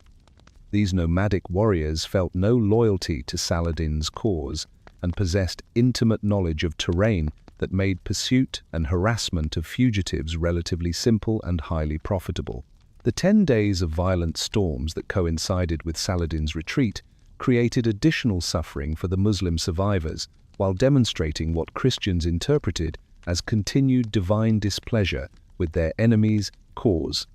The harsh weather conditions that battered the fleeing remnants of the once mighty army made travel extremely difficult while providing natural obstacles that separated groups of survivors and prevented coordinated movement toward safety. Many of the fugitives became lost in unfamiliar terrain during these storms, wandering aimlessly until captured by Christian patrols or local inhabitants seeking to profit from their misfortune. The systematic capture of these lost Muslim survivors by Crusader forces operating throughout the region added to the intelligence windfall that resulted from the Mongisard victory, while providing additional prisoners whose ransoms could finance future military operations. Christian commanders organized extensive patrol activities designed to intercept fleeing enemies who might otherwise reach safety in Egyptian or Syrian territories. These operations demonstrated sophisticated understanding of pursuit tactics while maximizing the strategic benefits derived from their remarkable battlefield success. Saladin's use of carrier pigeons to proclaim his survival throughout Egypt reflected both practical necessity and sophisticated understanding of the political implications that his apparent death might have created within his Saladin territories. The Sultan recognized that news of the disaster at Mongisard, combined with uncertainty about his personal fate, could encourage rebellions by rivals who had accepted his authority only reluctantly. The immediate communication of his survival, though wounded and weakened, helped prevent the political chaos that might have followed reports of his death during the catastrophic retreat. The damage to Saladin's prestige among both his subjects and his enemies represented perhaps the most significant long-term consequence of the Mongisard defeat, undermining the aura of invincibility that had been crucial to his political success. Throughout the Islamic world, the Sultan's reputation had rested partly on his military achievements and his claims to divine favor in the struggle against Christian enemies. The spectacular nature of his defeat by a teenage leper king commanding forces barely 1/20th the size of his own army created serious questions about these claims, while encouraging resistance from previously submissive opponents. Muslim chroniclers recorded the shock that news of the defeat created throughout Saladin's territories, where subjects who had celebrated his previous victories now questioned his competence and his commitment to their welfare. The economic costs of assembling and losing such a massive army created additional resentment among populations whose taxes had financed the expedition, particularly when the promised rewards of conquest had been replaced by humiliating retreat. These domestic political pressures would influence Saladin's strategic decisions for years to come, forcing him to rebuild both his military capabilities and his political authority. Baldwin's strategic response to his remarkable victory demonstrated mature understanding of the opportunities that success had created, while avoiding the overconfidence that might have led to dangerous overextension of his limited resources. Rather than attempting immediate follow-up campaigns that could have dissipated his advantages through premature attacks against recovered enemy positions, the young king focused on strengthening his kingdom's defensive capabilities through systematic fortification projects that would provide long-term strategic benefits. His approach reflected sophisticated appreciation for the fundamental resource limitations that constrained Crusader military operations regardless of tactical successes. The decision to construct a major fortress at Jacob's Ford represented the most ambitious element in Baldwin's strategic consolidation, following the Mongisard victory, targeting a location whose control would significantly enhance Christian defensive capabilities while threatening Muslim communications between Syria and Egypt. The site's position along the Jordan River between Lake Huleh and the Sea of Galilee provided natural advantages that complemented the artificial fortifications planned for the installation.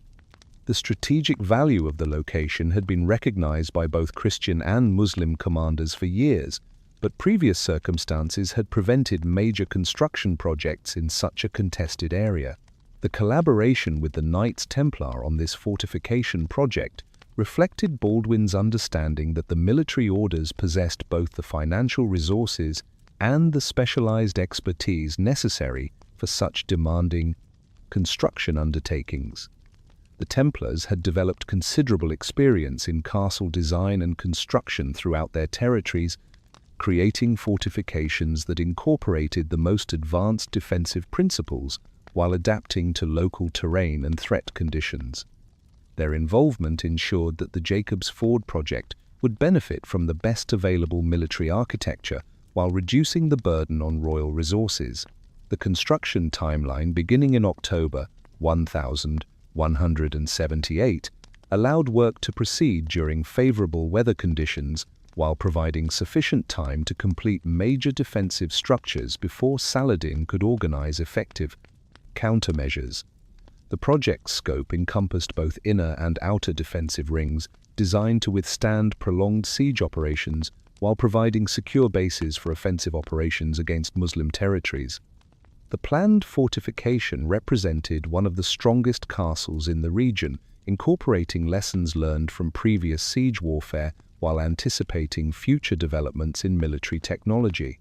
Saladin's immediate recognition of the threat posed by the Jacob's Ford construction demonstrated his sophisticated understanding of strategic geography and the implications that Christian control of the site would create for his own military operations. The fortress would command crucial routes between his Syrian and Egyptian territories, while providing Christian forces with secure bases for raiding operations that could disrupt his communications and supply lines. The Sultan's urgent efforts to halt the construction through monetary offers rather than immediate military action reflected his recognition that conventional siege operations would be extremely costly and uncertain in outcome. The progressive escalation of Saladin's financial offers from 60,000 to 100,000 dinars illustrated both his desperation to prevent completion of the fortress and his appreciation of its potential strategic impact on future military operations. These enormous sums represented substantial portions of his treasury reserves and demonstrated his willingness to sacrifice immediate financial resources to avoid longer-term strategic disadvantages. The offers also reflected his hope that Baldwin might be willing to negotiate rather than risk the military confrontation that would inevitably result from continued construction activities. Baldwin's firm rejection of both monetary offers demonstrated his commitment to strategic objectives that transcended immediate financial considerations, reflecting mature understanding of the long-term advantages that the completed fortress would provide for his kingdom's security. The young king recognized that accepting Saladin's gold would eliminate crucial strategic opportunities while demonstrating weakness that could encourage future Muslim pressure on other Christian positions. His refusal signaled determination to maintain military pressure on Muslim communications, regardless of the costs and risks involved. The testing raids that Saladin launched around the Jacob's Ford construction site in May 1179 represented preliminary efforts to assess Christian defensive capabilities while disrupting work on the fortification project. These limited operations allowed Muslim commanders to evaluate the terrain and defensive arrangements while avoiding the major commitment of forces that full-scale siege operations would require. The raids also served psychological purposes by demonstrating continued Muslim military activity in the region while gathering intelligence about Christian strength and deployment patterns. The escalation of these preliminary operations into the major confrontation at Marj Ayun on June 10 reflected Saladin's decision that direct military action offered better prospects for success than continued diplomatic or economic pressure on the construction project. The Sultan's careful preparation for this campaign demonstrated his determination to reverse the strategic situation that had developed following his Mongisar defeat, while re-establishing his military reputation through successful operations against Christian forces. The battle would test both his recovered capabilities and Baldwin's ability to maintain the military effectiveness that had produced his earlier triumph. The initial phases of the Battle of Marj Ayun seemed to favor Christian forces, as Baldwin's cavalry advanced ahead of supporting infantry and achieved early success against Muslim raiding parties that had been harassing the Prestige countryside. These preliminary encounters reinforced Christian confidence in their tactical superiority, while creating impressions that Saladin's forces remained demoralized and ineffective following their previous devastating defeat. The apparent ease of these early successes may have contributed to the tactical overconfidence that would soon create serious difficulties for the Christian army. Saladin's clever counterattack demonstrated the strategic acumen and tactical flexibility that had originally enabled his rise to power, exploiting the gap that had developed between Baldwin's cavalry and infantry components through rapid movement and superior local intelligence. The Sultan's ability to concentrate forces against isolated Christian units while avoiding direct confrontation with their main strength reflected sophisticated battlefield management that turned apparent Christian advantages into serious vulnerabilities. His execution of this tactical reversal proved that the Mongisard defeat had not permanently damaged his military capabilities. The capture of Templar Grand Master Odo de Saint-Amand represented a significant intelligence and propaganda victory for Saladin, while eliminating one of the most experienced and capable Christian commanders from future operations. Odo's leadership had been crucial to Templar effectiveness during the Mongisard campaign, and his loss created command disruption within the military order that would affect Christian military capabilities for months to come. The psychological impact of capturing such a prominent Christian leader helped restore Muslim morale while demonstrating that Christian forces remained vulnerable despite their previous remarkable success. Baldwin's narrow escape from the battlefield illustrated both the personal courage that characterized his approach to military leadership and the increasing physical limitations that his progressing leprosy created for his sight participation in combat operations. The king's need to be carried to safety by his knights demonstrated how his condition affected his mobility during dangerous situations, while highlighting the loyalty and devotion that his personal example inspired among his followers. The incident foreshadowed the increasing challenges that his physical disabilities would create for future military activities.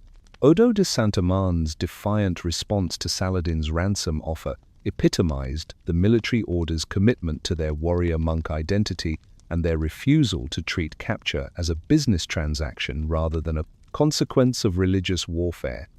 His declaration that a Templar's only ransom is his dagger reflected the order's institutional culture while serving practical purposes in maintaining their reputation for absolute commitment to their cause. The Grand Master's willingness to face death rather than accept ransom demonstrated the spiritual motivations that distinguished the military orders from secular knightly organizations. The successful siege of Jacob's Ford Castle on August 24 represented Saladin's most important strategic achievement since his recovery from the Mongisard disaster, eliminating the Christian fortification project that had threatened to disrupt his communications and provide bases for future enemy operations. The 5-day duration of the siege demonstrated both the strength of the defensive positions that had been constructed and the determination of Muslim forces to eliminate this strategic threat, regardless of the costs involved. The outcome validated Saladin's decision to commit major resources to preventing completion of Baldwin's ambitious fortification project. The massacre of the garrison following the castle's capture reflected the harsh realities of medieval siege warfare while serving Saladin's purposes in discouraging future Christian fortification efforts through demonstration of the consequences that awaited defenders of strategic positions. The systematic slaughter of combatants and non-combatants alike illustrated the intensity of religious hatred that characterized this conflict, while eliminating potential intelligence sources who might have provided information about Christian defensive planning. The brutality also served psychological purposes in spreading terror among Christian populations who might otherwise support similar construction projects. The destruction of Baldwin's fortress represented a significant setback for Christian strategic planning, while demonstrating the continuing effectiveness of Muslim siege warfare capabilities despite the Mongisard defeat. The systematic dismantling of the defensive works eliminated months of expensive construction while removing the strategic threat that the completed fortification would have posed to Muslim operations. The ruins that remained after Saladin's departure served as visible reminders of the costs associated with challenging Muslim control over strategic territories. The plague outbreak that killed 10 of Saladin's chief emirs during the siege operations illustrated the constant presence of disease as a factor in medieval military campaigns, while creating unexpected personnel losses that partially offset his strategic success. These deaths eliminated experienced commanders whose knowledge and leadership capabilities would be difficult to replace, creating command disruption that might affect future Muslim military operations. The epidemic also demonstrated the hazardous conditions that characterized siege warfare for attackers as well as defenders, where crowded camps and unsanitary conditions frequently produced casualty rates that exceeded those caused by direct combat. Clear. The campaigns of 1179 exacted a devastating toll on Baldwin's already compromised health, as the physical demands of leading armies through the challenging terrain of the Jordan Valley accelerated the progression of his leprosy in ways that alarmed both his physicians and closest advisors. The muddy conditions that characterized much of the region during the rainy season created additional stress on his weakened constitution, while exposure to harsh weather and the constant physical exertion required for medieval military command pushed his deteriorating body beyond its increasingly limited capabilities. The king's visible decline following these operations made clear to experienced observers that his condition had entered a more serious phase that would inevitably constrain his future activities.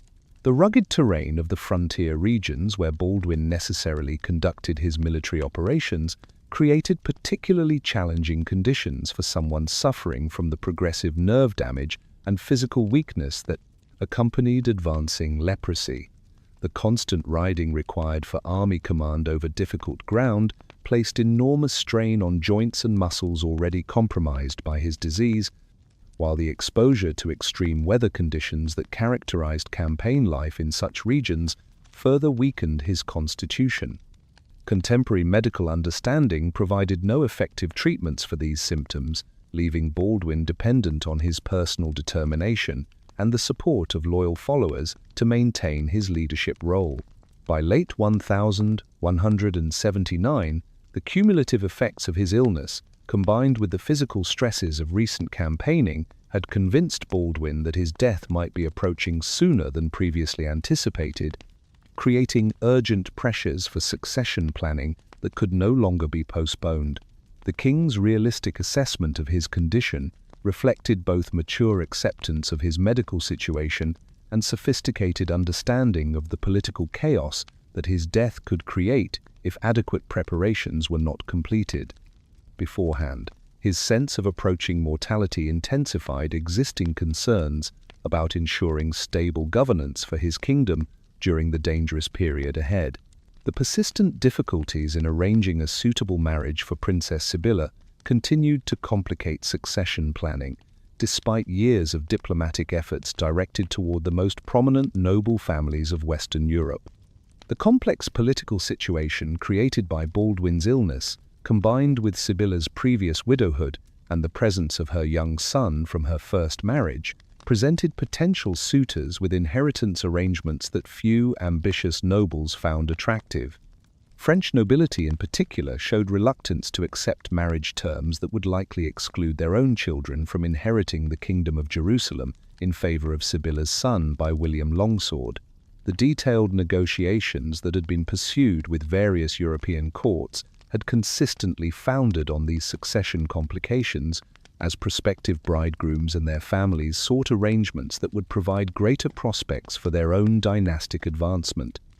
The requirement that any husband of Sibylla accept the likelihood that his children would not inherit the throne created obstacles that diplomatic skill alone could not overcome, particularly when dealing with ambitious noble houses whose primary motivation for considering such alliances involved the potential for territorial and political advancement in the East. Guy of Lusignan's presence at Baldwin's court during this period reflected both his family's existing connections to the kingdom and the practical advantages of considering marriage candidates who were already familiar with local conditions and political arrangements. His brother Amalric had established himself as a capable and loyal servant of the crown while developing close relationships with Agnes and other members of the king's maternal family. These existing connections provided Guy with insider knowledge of court politics and personal relationships that external candidates necessarily lacked, while his physical presence eliminated the uncertainties and delays that characterized long-distance matrimonial negotiations. The decision in 1180 to marry Sibylla to Guy, despite the surprise and opposition expressed by many members of the High Court, demonstrated Baldwin's willingness to prioritize practical considerations over conventional diplomatic preferences when circumstances demanded immediate action. The king's deteriorating health had eliminated the luxury of extended negotiations with European nobility, who continued to find reasons for avoiding the complicated arrangements that the kingdom's situation required. Guy's availability and acceptable qualifications made him a pragmatic choice when time constraints prevented pursuit of more prestigious but less accessible alternatives. William of Tyre's criticism of these marriage arrangements as hasty and ill-considered reflected the chronicler's preference for more deliberate diplomatic processes and his personal reservations about Guy's suitability for such an important position. The Archbishop's concerns focused partly on procedural objections to the speed with which the marriage had been arranged, and partly on substantive questions about Guy's qualifications for the demanding role he would be expected to assume as Sibylla's consort and potential regent. William's perspective represented broader court sentiment that favored more traditional approaches to such crucial political decisions.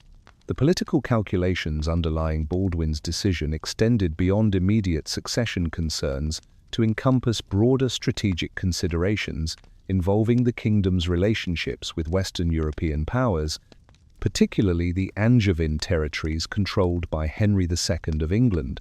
Guy's family connections to the Angevin court provided potential for enhanced diplomatic and military cooperation with one of Europe's most powerful monarchs, whose resources could prove crucial for the kingdom's long-term survival. The marriage thus served multiple purposes by addressing both domestic succession needs and international alliance requirements. Intelligence regarding a conspiracy involving Raymond III of Tripoli and Bohemond III of Antioch to seize control of the kingdom through alternative marriage arrangements for Sibylla had influenced Baldwin's timing in arranging her union with Guy before such plots could be implemented. The king's awareness of these secret negotiations demonstrated the effectiveness of his intelligence networks while highlighting the genuine threats to monarchical authority that existed within the kingdom's governing elite. His preemptive action in securing Sibylla's marriage eliminated the possibility that rival factions could use her unmarried status as a vehicle for their own political ambitions. Recent historical scholarship has revised earlier interpretations that portrayed Baldwin's decision as evidence of manipulation by his mother Agnes or impulsive action by an inexperienced young king, instead recognizing the careful strategic considerations that informed his choice despite the apparent haste with which it was implemented. The king's evaluation of available options, assessment of time constraints created by his declining health, and recognition of the political threats posed by rival court factions all contributed to a decision that reflected mature political judgment rather than emotional manipulation or tactical error. The marriage of Sibylla and Guy created immediate and lasting divisions within the kingdom's ruling elite that transformed previously manageable political tensions into fundamental factional conflicts that would plague the realm for years to come. Prior to 1180, Baldwin had generally succeeded in maintaining unity among the major noble families, despite occasional disputes over policy and personal rivalries that naturally characterized any complex political system. The controversial circumstances surrounding Sibylla's marriage provided a focal point for broader dissatisfaction with royal policies, while creating permanent divisions that could not be easily reconciled. The factional alignment that emerged following the marriage clearly separated the king's maternal relatives and their allies from other major noble houses that had previously participated in unified governance structures.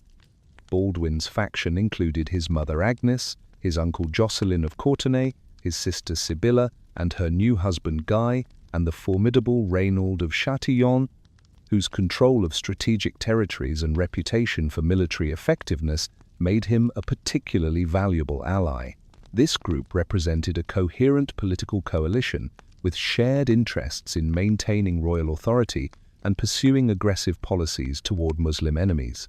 The opposition faction coalesced around figures who had previously served the kingdom loyally, but now found themselves excluded from the inner circle of royal decision-making, creating resentment that could potentially threaten governmental stability during future crises. Bohemond III of Antioch, Raymond III of Tripoli, the influential Ibelin family, and the Dowager Queen, Maria Komnena, represented alternative centers of political authority whose combined influence could challenge royal policies when circumstances provided opportunities for organized resistance to unpopular governmental decisions. Baldwin's sophisticated understanding of the existential threat that these political divisions posed to his kingdom's survival prompted his determination to remain in office until some reconciliation between the competing factions could be achieved, or until circumstances eliminated the dangers that such disunity created. The king recognized that his death during a period of intense factional conflict could precipitate civil war that would destroy Christian resistance to Muslim pressure, while providing Saladin with opportunities to exploit internal Christian divisions for strategic advantage. His commitment to maintaining personal control over governmental affairs, despite his declining health, reflected both personal courage and realistic assessment of his kingdom's political vulnerabilities. The negotiation of a 2-year truce with Saladin during the spring of 1180 provided Baldwin with crucial breathing space for addressing internal political problems, while allowing both sides to recover from the costly military operations that had characterized recent years. The agreement reflected mutual recognition that continued warfare imposed unsustainable burdens on the resources of both Christian and Muslim territories, while temporary cessation of hostilities might create opportunities for diplomatic solutions to some of the underlying conflicts that fueled ongoing violence. The truce also acknowledged practical limitations that constrained both rulers' ability to sustain intensive military campaigns indefinitely. Saladin's willingness to accept this temporary accommodation reflected his own strategic concerns about the growing power of the Seljuk Turks under Kilij Arslan II, whose territories in Anatolia posed potential threats to his Syrian holdings that required careful diplomatic management. The Sultan's resources, while substantial, were not unlimited, and the demands of defending multiple frontiers against various enemies created pressures for temporary arrangements that would allow concentration of forces where they were most needed. The truce with Baldwin provided Saladin with freedom to address other strategic challenges without immediate concern about major Christian offensive operations. The death of Byzantine Emperor Manuel I Komnenos during this period eliminated one of the most important potential sources of external support for the Crusader states, while removing a key figure whose diplomatic initiatives had helped to maintain some degree of Christian cooperation against Muslim enemies. Manuel's empire had provided both material assistance and diplomatic coordination that strengthened Christian resistance to Muslim expansion, while his personal relationships with various Crusader leaders had facilitated cooperation that might not otherwise have been achievable. His passing left a significant vacuum in Christian strategic planning that would be difficult to fill through alternative arrangements. Baldwin's response to these changing strategic circumstances included additional measures designed to strengthen his political position, while ensuring that his family maintained control over crucial resources and strategic locations. The arrangement of a marriage between his half-sister Isabella and Humphrey IV of Toron represented careful planning intended to secure the loyalty of another important noble family, while providing Isabella with protection and status appropriate to her royal bloodline. The marriage also served to complicate any alternative succession schemes that rivals might attempt to implement during future crises. The decision in October 1180 to send the young Isabella to live at Kerak Castle under the protection of Reynald of Chatillon and his wife Stephanie reflected Baldwin's recognition that physical control over potential alternative heirs might prove crucial during future succession disputes. Isabella's presence within the sphere of one of his most trusted allies ensured that she could not be used as a figurehead by rival factions seeking to challenge the legitimate succession arrangements that Baldwin had established. The move also provided the princess with an education in frontier life that would prepare her for the demanding realities of governing territories under constant threat from Muslim enemies. The strategic positioning of Isabella at Kerak served multiple purposes beyond immediate political considerations, as her residence in this crucial frontier fortress exposed her to the practical realities of frontier defense, while ensuring her personal safety under the protection of one of the kingdom's most experienced military commanders. Reynald's reputation for effective administration and his demonstrated loyalty to Baldwin made him an ideal guardian for someone whose future might prove crucial to the kingdom's political stability. The arrangement also strengthened the bonds between the royal family and one of their most important territorial allies. The complex political maneuvering that characterized this period demonstrated Baldwin's sophisticated understanding of the interconnected challenges that threatened his kingdom from both internal and external sources, while his responses reflected careful balance between immediate tactical necessities and longer-term strategic objectives. Despite the progressive deterioration of his physical condition, the young king continued to display remarkable political acumen in managing the competing pressures that required constant attention and delicate handling. His ability to maintain governmental effectiveness while addressing succession concerns and factional disputes illustrated the extraordinary capabilities that enabled his remarkable reign despite the devastating personal challenges he faced. The political arrangements implemented during 1,180 established frameworks that would influence the kingdom's governance for years to come, while reflecting Baldwin's determination to preserve monarchical authority despite the uncertainties created by his illness and the divisions that had emerged within the ruling elite. His careful attention to marriage alliances, territorial control, and factional balance demonstrated mature recognition of the multiple dimensions that required management for successful medieval kingship. The foundations laid during this crucial period would prove their worth during the increasingly difficult circumstances that characterized the remainder of his reign, as both his personal condition and the external threats facing his line kingdom continued to intensify. Cheese says, the arrival of Arnold of Toroja as the new Grand Master of the Knights Templar in 1181 brought experienced leadership to the military order at a crucial moment when Baldwin's kingdom faced renewed pressures from Saladin's expanding power throughout the region. Arnold's appointment represented papal recognition of the critical situation developing in the Holy Land, as Pope Alexander III selected a Catalan veteran of the Spanish Crusades, whose expertise in frontier warfare against Muslim enemies made him particularly well suited for the challenges facing the Templar Order in the East. His previous experience in Iberian campaigns had familiarized him with the type of sustained religious conflict that characterized the struggle between Christian and Muslim powers throughout the Mediterranean world. The strategic situation facing the Crusader states became increasingly precarious following the death of the Zengid princes Salih in Aleppo during December 1181, an event that created both opportunities and dangers for Christian interests in northern Syria. The prince's unexpected demise opened succession arrangements that had been carefully designed to preserve Zengid independence from Saladin's expanding authority, as the dying ruler had designated his cousin Izz al-Din of Mosul as his heir, in hopes that combined Aleppan and Mesopotamian resources could resist further Syrian unification under Egyptian leadership. The succession represented the last significant obstacle to Saladin's complete domination of Muslim Syria, whose achievement would fundamentally alter the strategic balance throughout the region.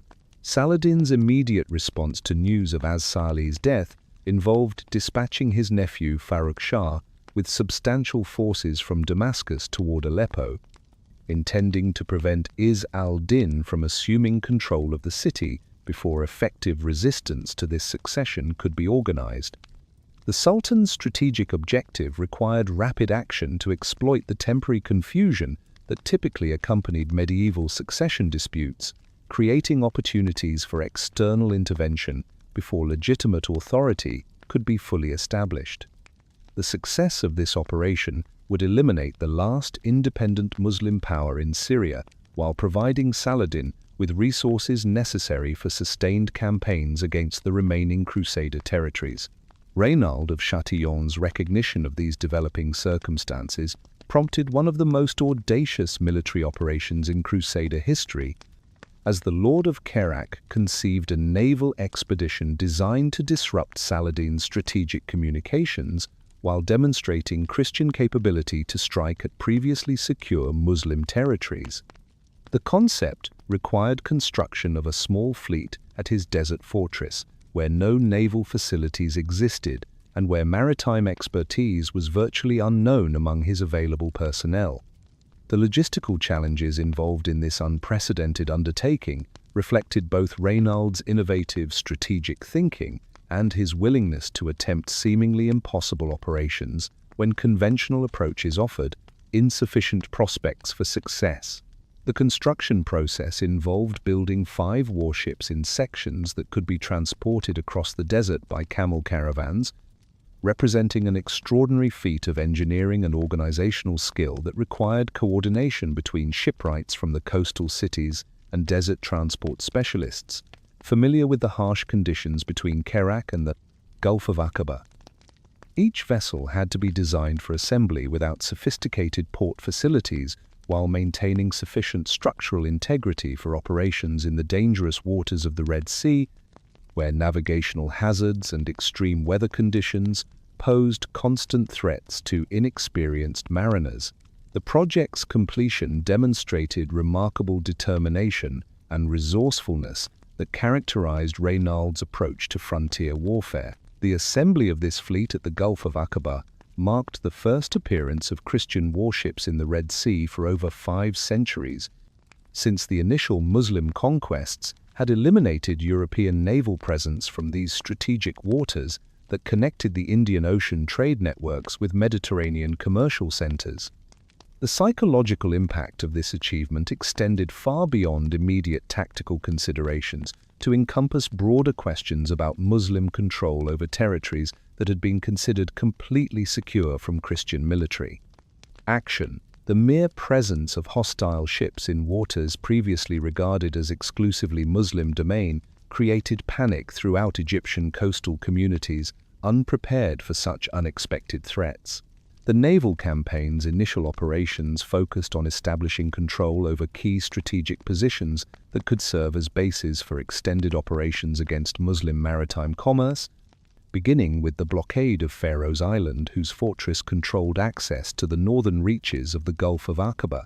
This isolated stronghold had never faced serious attack since its construction, relying on its remote location and the assumed impossibility of Christian naval operations in the region for security. The blockade effectively cut communications between Egypt and the Arabian Peninsula while demonstrating Christian capability to project power into previously inaccessible areas. The systematic attacks on Muslim merchant vessels operating between Egyptian ports and Indian Ocean trading centers created economic disruption that extended far beyond immediate military objectives, affecting commercial networks that supported much of Saladin's governmental revenue through customs duties and taxation of luxury goods. The capture and destruction of numerous trading ships eliminated valuable cargo while creating uncertainty among merchants whose continued operations became increasingly dangerous. These economic effects multiplied the strategic impact of relatively limited naval forces through disruption of financial systems that supported Muslim military capabilities. The sack of Adab, a major port city crowded with pilgrims preparing for the Hajj to Mecca, represented the campaign's most provocative achievement while demonstrating the extent to which Christian forces could penetrate previously secure Muslim territories. The attack created terror throughout the Islamic world as news spread that Christian raiders had struck at pilgrims engaged in one of Islam's most sacred religious obligations. The psychological impact of this operation exceeded its tactical significance, undermining Muslim confidence in their rulers' ability to protect fundamental religious activities from Christian interference. The panic that spread to Mecca itself, following reports that Christian ships appeared to be advancing toward Islam's most holy city, illustrated the broader strategic success that Reynald's operations had achieved through psychological warfare rather than purely military conquest. Although the Christian fleet lacked the capability to seriously threaten Mecca, the unprecedented appearance of hostile forces in previously secure waters created fears that seemed entirely reasonable to populations unfamiliar with the practical limitations that constrained such operations. The terror generated by these perceived threats achieved strategic effects disproportionate to the actual forces involved. Saladin's brother Al-Adil's rapid organization of an Egyptian naval response demonstrated the seriousness with which Muslim authorities regarded this unexpected threat to their strategic communications and religious security. The dispatch of purpose-built warships with experienced crews reflected substantial resource commitment while illustrating the priority that Saladin placed on eliminating Christian naval capabilities before they could achieve additional strategic successes. The Egyptian fleet's superior numbers and local knowledge provided decisive advantages in subsequent operations against Reynald's isolated vessels operating far from any friendly bases. The destruction of the Christian fleet and capture of surviving Marines brought Reynald's remarkable naval adventure to an inevitable conclusion, though not before achieving strategic objectives that extended far beyond immediate tactical considerations. The parade and execution of captured Christian sailors through Egyptian cities served Saladin's propaganda purposes while providing visible demonstration of Muslim capability to respond effectively to unexpected threats. These public displays helped restore confidence among Muslim populations while warning potential Christian imitators about the consequences of similar operations.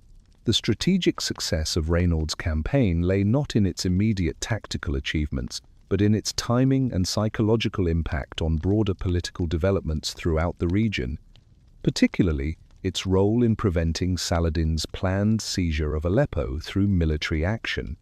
The necessity of diverting substantial forces to counter the Red Sea threat disrupted carefully laid plans for rapid intervention in the Aleppan succession dispute, allowing Izz al-Din sufficient time to establish his authority and organize resistance to Egyptian expansion.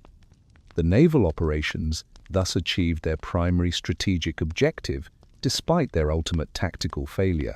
The eventual fall of Aleppo to Saladin on June 12, 1183, through negotiated surrender rather than military conquest, reflected both the Sultan's persistent strategic pressure and the gradual erosion of Zengid resistance that had been temporarily delayed by Reynald's naval intervention. The negotiations that produced this outcome demonstrated Saladin's diplomatic skills while illustrating the practical limitations that constrained even successful strategic operations when fundamental resource imbalances favored determined opponents. The city's incorporation into Saladin's expanding empire eliminated the last significant obstacle to his complete domination of Muslim Syria. News of Aleppo's fall created crisis atmosphere throughout the Kingdom of Jerusalem as court officials and military commanders recognized the strategic implications of Saladin's enhanced power for future Christian security. The Sultan's control of unified Syrian resources, combined with his existing Egyptian territories, created military potential that dwarfed anything the Crusader states could oppose through conventional means. The psychological impact of this development extended beyond immediate tactical concerns to encompass fundamental questions about the long-term viability of Christian political authority in the region. Baldwin's severe illness during this critical period prevented him from providing the personal military leadership that had characterized his previous responses to major strategic challenges, forcing him to delegate command responsibilities to subordinates whose capabilities remained largely untested in major military operations. The king's physical condition had deteriorated to the point where active campaign participation became impossible, creating unprecedented situations where royal authority had to be exercised through representatives rather than personal presence. This delegation of military command created both practical and political complications that affected the kingdom's response to Saladin's renewed offensive preparations. The tender care provided by Agnes during her son's critical illness at Nazareth demonstrated the genuine maternal devotion that had developed between them despite the years of enforced separation during Baldwin's childhood. Her presence during this vulnerable period provided emotional support while ensuring continuity of governmental functions through informal consultation and decision-making processes. The location of the king's sickbed in Nazareth, away from the formal court environment of Jerusalem, created opportunities for private discussions about succession arrangements and political strategies that required careful handling. The appointment of Guy of Lusignan as regent and military commander represented Baldwin's reluctant recognition that effective resistance to Saladin's expected invasion required delegation of authority to someone capable of active field command, despite his personal reservations about Guy's qualifications for such demanding responsibilities. The decision reflected practical necessities rather than confidence in Guy's capabilities, as no other candidates possessed both the legal standing and physical ability necessary for supreme military command during the king's incapacitation. The appointment created unprecedented constitutional arrangements while establishing precedents that would influence future succession crises.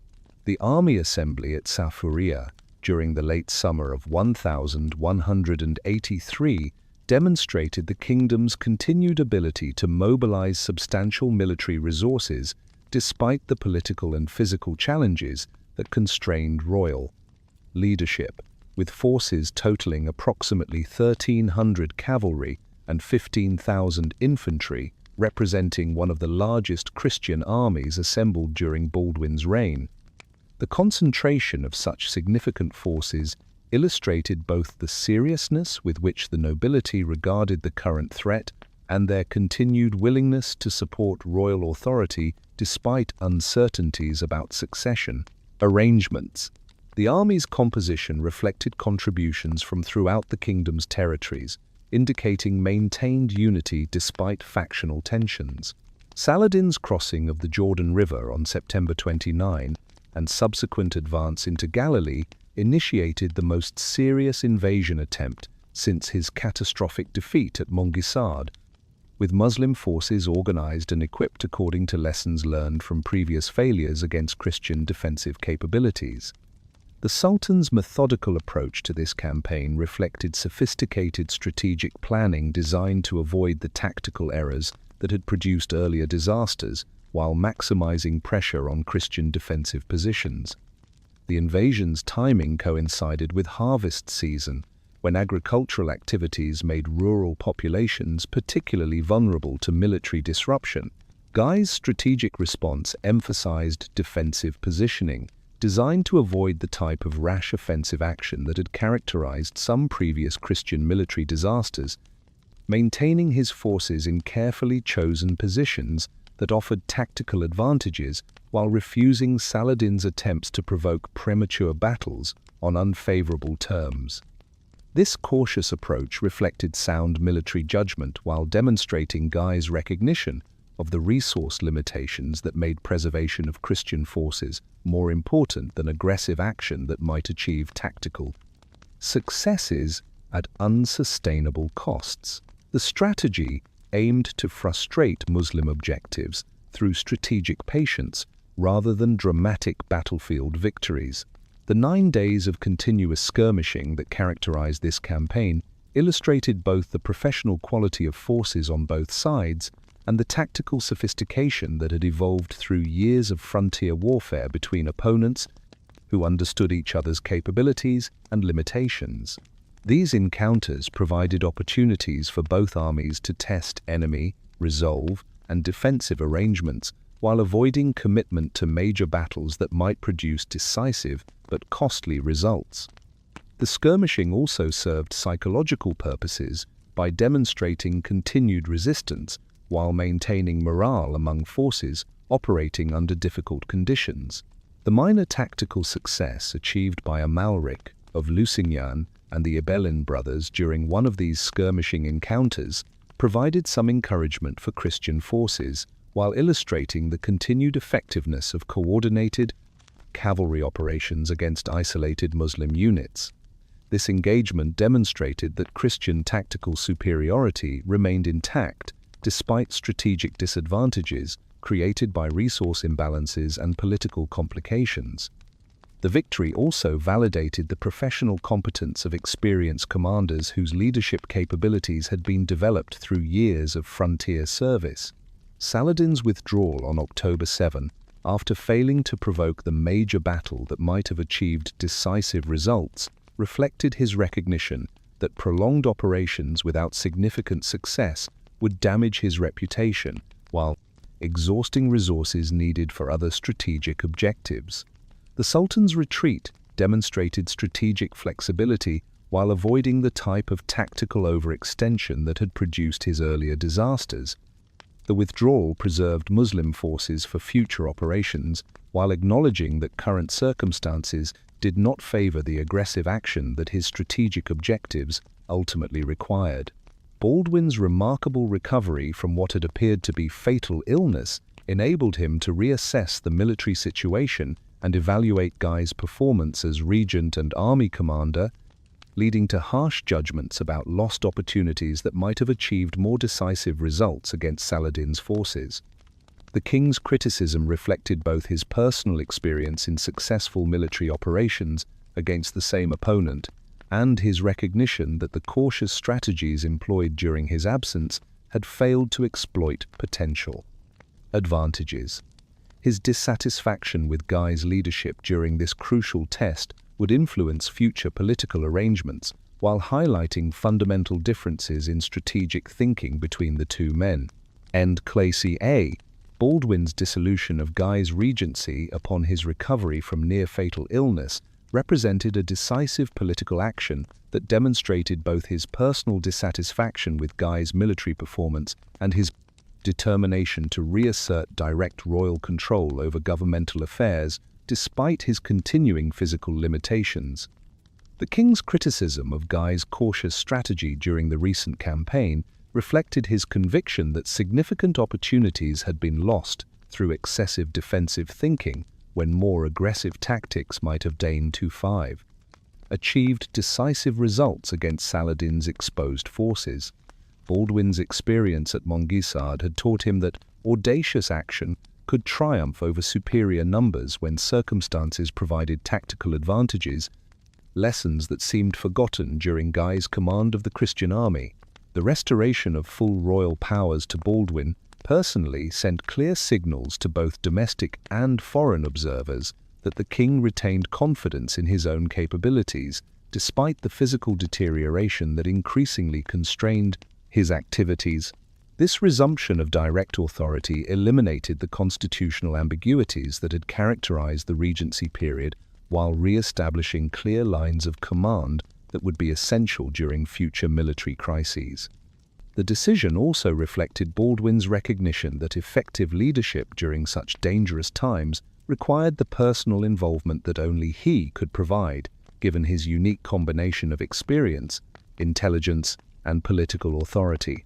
The formal coronation of 5-year-old Prince Baldwin as Baldwin IV on November 20, 1183, represented the most significant constitutional development of the reign, establishing clear succession arrangements while effectively sidelining Guy of Lusignan from future claims to royal authority.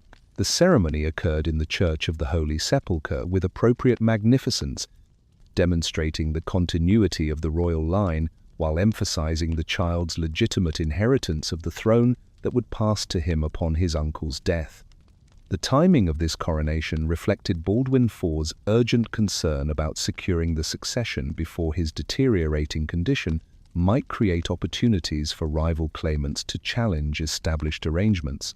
The enthusiastic support that the High Court provided for this coronation illustrated the broad consensus among the kingdom's nobility that Guy's recent performance as regent had demonstrated his unfitness for supreme authority over the realm.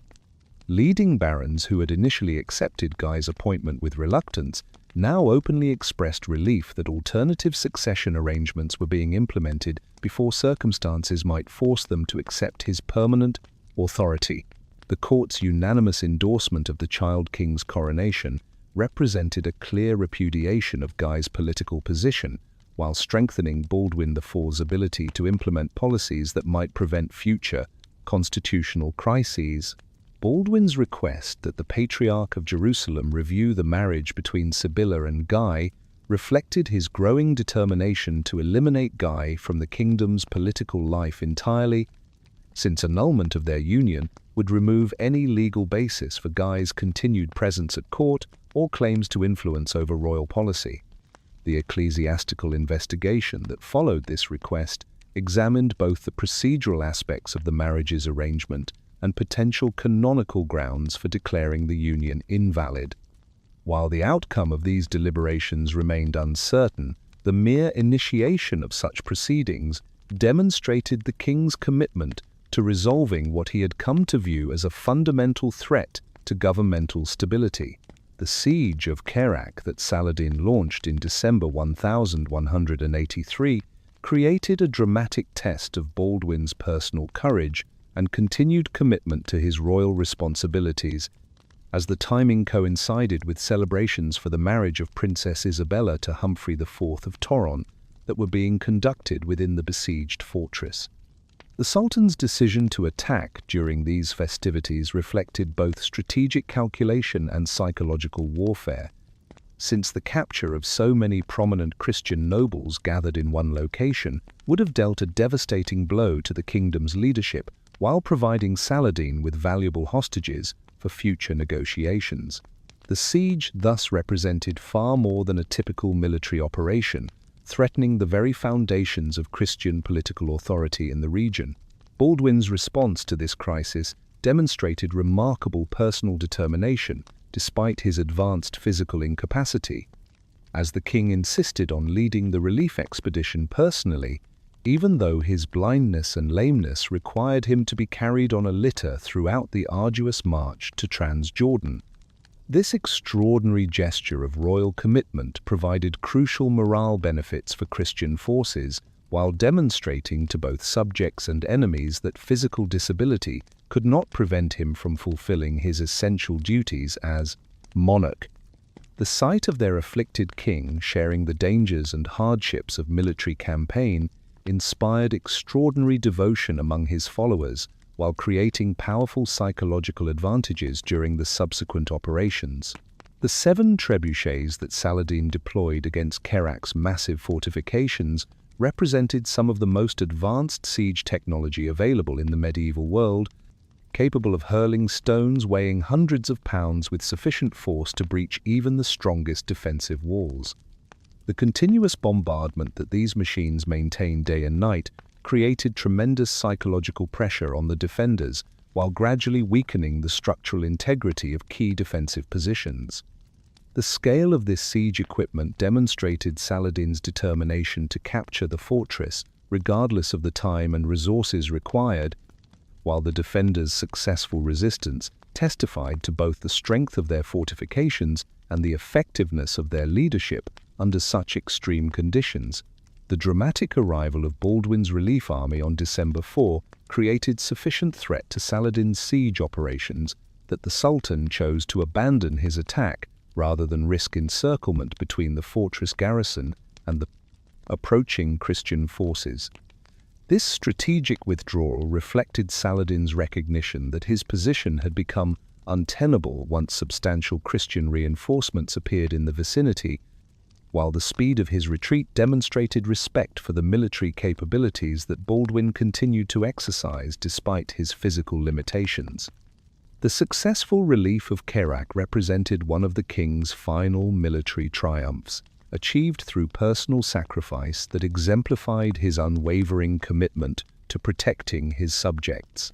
Guy's flight to Ascalon with Sibylla, immediately following the conclusion of the Kerak campaign, represented open defiance of royal authority that created a constitutional crisis unprecedented in the kingdom's history.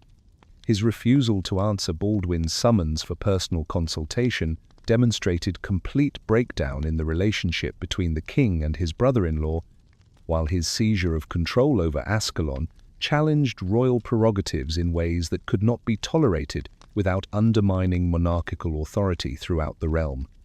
The confrontation that developed from this situation would test fundamental principles of medieval governance while determining whether royal authority could enforce obedience from recalcitrant vassals. Baldwin's dramatic gesture of personally traveling to Ascalon and knocking on the city's gates while carried on his litter created a public spectacle that demonstrated both his physical courage and his determination to confront.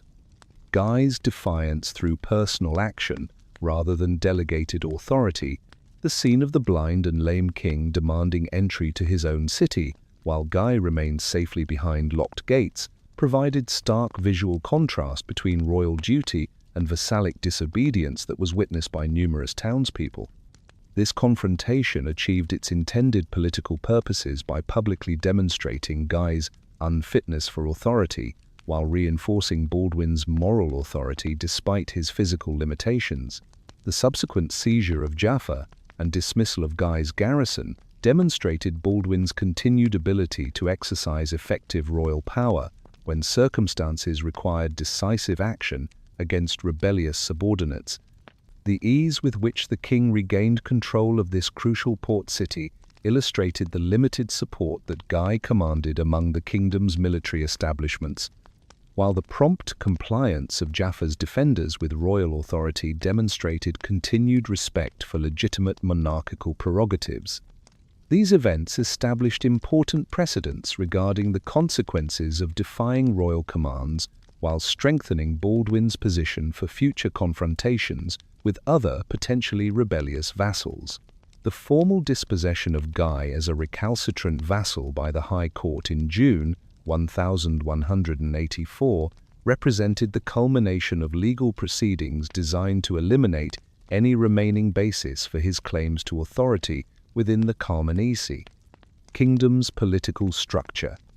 This judicial action followed established feudal procedures for dealing with vassals who had violated their obligations of loyalty and obedience to their sovereign lord, while the court's unanimous support for the king's position demonstrated broad consensus regarding Guy's unfitness for continued participation in governmental affairs. The legal dispossession effectively ended Guy's legitimate role in kingdom politics, while providing constitutional precedents for similar actions against other rebellious nobles. The mission dispatched to Western Europe during this period sought to secure additional crusading support from major European monarchs, particularly King Henry II of England, whose Angevin resources and family connections to the kingdom might provide crucial assistance during the increasingly desperate struggle against Saladin's expanding power. The embassy's specific focus on Henry reflected both practical considerations regarding his available resources and strategic calculations about his potential willingness to support his distant relatives in their time of greatest need. The mission represented Baldwin's recognition that the kingdom's survival might ultimately depend on substantial external assistance that only major European powers could provide. Saladin's final siege of Kerak in August 1184 created the occasion for Baldwin's last military campaign, undertaken despite his complete blindness and severe physical disability that required him to be transported on a litter throughout the grueling march across the desert regions of Transjordan. The king's insistence on personal participation in this relief expedition demonstrated his unwavering commitment to protecting the strategic fortress that controlled crucial communications between Saladin's Syrian and Egyptian territories. The physical suffering that this campaign imposed on Baldwin's deteriorated body represented an extraordinary sacrifice that exemplified his dedication to royal duty regardless of personal cost. The withdrawal of Saladin's forces upon learning of the Christian relief army's approach validated Baldwin's strategic calculation that his personal presence would provide sufficient psychological advantage to discourage prolonged siege operations. The Sultan's decision to abandon the attack rather than risk confrontation with forces led personally by the Leper King demonstrated continued respect for Baldwin's military capabilities despite his obvious physical limitations. The successful relief of Kerak for the second time within a year represented remarkable achievement for a monarch whose condition should have prevented any form of military activity. The destructive sack of Nablus during Saladin's retreat from the abandoned siege demonstrated the continued vulnerability of Christian territories to Muslim raiding operations, while illustrating the economic costs that the kingdom continued to pay for its successful resistance. The systematic destruction of this prosperous town eliminated substantial agricultural and commercial resources while creating additional burdens for royal finances already strained by continuous military operations. The attack also served Saladin's psychological purposes by demonstrating that Christian military successes could not prevent continued Muslim pressure on vulnerable territories throughout the kingdom. Guy's vengeful raid against Bedouin allies near Durham on October 6 represented perhaps his most destructive action against the kingdom's interests, as the attack targeted tribal groups whose intelligence services provided crucial information about Muslim military movements and strategic planning. This assault on the kingdom's most reliable intelligence network demonstrated Guy's complete lack of understanding regarding the complex relationships that enabled Christian survival in such a hostile environment. The raid's timing and targets proved that personal resentment had overwhelmed any consideration for the kingdom's strategic necessities, providing final evidence of his complete unfitness for any position of responsibility. The early months of 1185 witnessed Baldwin's final decline as the cumulative effects of years of campaigning and the progressive nature of his disease combined to produce the physical collapse that had been long anticipated by his physicians and closest advisors. The High Court's assembly around his deathbed demonstrated the continued respect and devotion that his extraordinary reign had earned from even his political opponents, while the dignity with which he faced his approaching end provided final testimony to the remarkable character that had sustained him through so many trials. The court's presence during these final days ensured orderly transition of authority while preventing the type of succession disputes that might have created additional chaos during such a critical period. The dictation of Baldwin's final will represented his last official act as king, establishing governmental arrangements designed to preserve stability during the dangerous transition period that would follow his death. His appointment of Raymond III of Tripoli as regent for the child king Baldwin V reflected both practical recognition of Raymond's experience and capabilities and his determination to exclude Guy from any role in future governmental affairs. The careful provisions that limited the regent's authority while ensuring proper protection for the young king demonstrated Baldwin's continued attention to constitutional details despite his approaching death.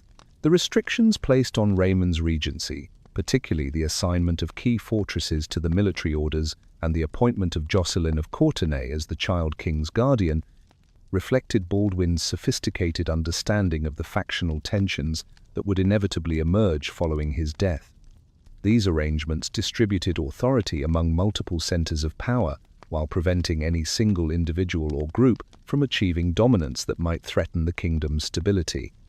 The provisions also demonstrated Baldwin's recognition that effective governance during the approaching crisis would require careful balance between competing interests and personalities. The final illness that claimed Baldwin's life between March and May 1185 was witnessed by the assembled nobility, whose presence during these last days testified to the extraordinary respect that his remarkable reign had earned. Despite the controversies and difficulties that had marked various periods of his rule, his death at the age of 23 ended one of the most remarkable royal careers in medieval history. As a young man who should have been disqualified from effective rule by his devastating disease, had instead provided leadership that repeatedly saved his kingdom from destruction by vastly superior enemies. The burial of Baldwin IV near his father in the Church of the Holy Sepulchre provided appropriate recognition for a king whose entire reign had been dedicated to defending the sacred sites that represented the spiritual heart of the tried Christian presence in the Holy Land. The location of his tomb in the most holy church of Latin Christendom reflected both his personal piety and his successful fulfillment of the fundamental royal obligation to protect Christian interests against Muslim enemies. The funeral ceremony attracted participants from throughout the Christian world, testifying to the international recognition that his achievements had earned despite the brief duration of his reign. I do Nates see well as Co's friend. Baldwin IV's death marked the end of an extraordinary reign that defied every expectation medieval society held about the relationship between physical capability and effective kingship. In 11 years of rule, this leper king had repeatedly outmaneuvered and outfought Saladin, the greatest Muslim commander of his age, achieving military victories that seemed to transcend the normal limitations of strategic resources and tactical possibilities. His triumph at Mongisard and his successful defense of the kingdom against overwhelming odds demonstrated conclusively that physical limitations need not define leadership capability when compensated by intelligence, determination, and sophisticated understanding of political and military realities. The young king, who could barely grip a sword, had wielded political and military strategy with masterful precision, maintaining Christian control over Jerusalem during a period when its loss seemed inevitable to most contemporary observers. His remarkable ability to coordinate defensive operations while managing complex factional disputes within his own court created governmental stability that enabled sustained resistance against vastly superior enemy forces. The strategic acumen that characterized his reign reflected mature political judgment that contradicted every assumption about the incapacities that his disease should have imposed. Yet Baldwin's greatest tragedy lay not in his personal suffering from a devastating illness, but rather in his ultimate inability to solve the succession crisis that his condition had created through its impact on royal fertility and marriage arrangements. Within 2 years of his death, the factional divisions he had struggled desperately to contain would explode into the civil war that had been his greatest fear throughout his reign. Guy of Lusignan would regain power through political maneuvering that exploited precisely the constitutional weaknesses Baldwin had sought to prevent, leading the kingdom to catastrophic defeat at Hattin and witnessing Saladin's conquest of Jerusalem in 1187. Baldwin IV remains history's most remarkable example of triumph over adversity in medieval kingship, demonstrating that extraordinary personal character could overcome seemingly insurmountable obstacles when applied with unwavering dedication to duty and sophisticated understanding of governmental responsibility. His courage, intelligence, and absolute commitment to his people created a legacy that transcended the physical destruction of his body, inspiring subsequent generations while establishing precedents for leadership under impossible circumstances. The teenage leper who charged Saladin's vast army at Mongisard embodies the medieval ideal of kingship, achieved not through inherited privilege alone, but proven through sacrifice, wisdom, and indomitable will in service of his realm.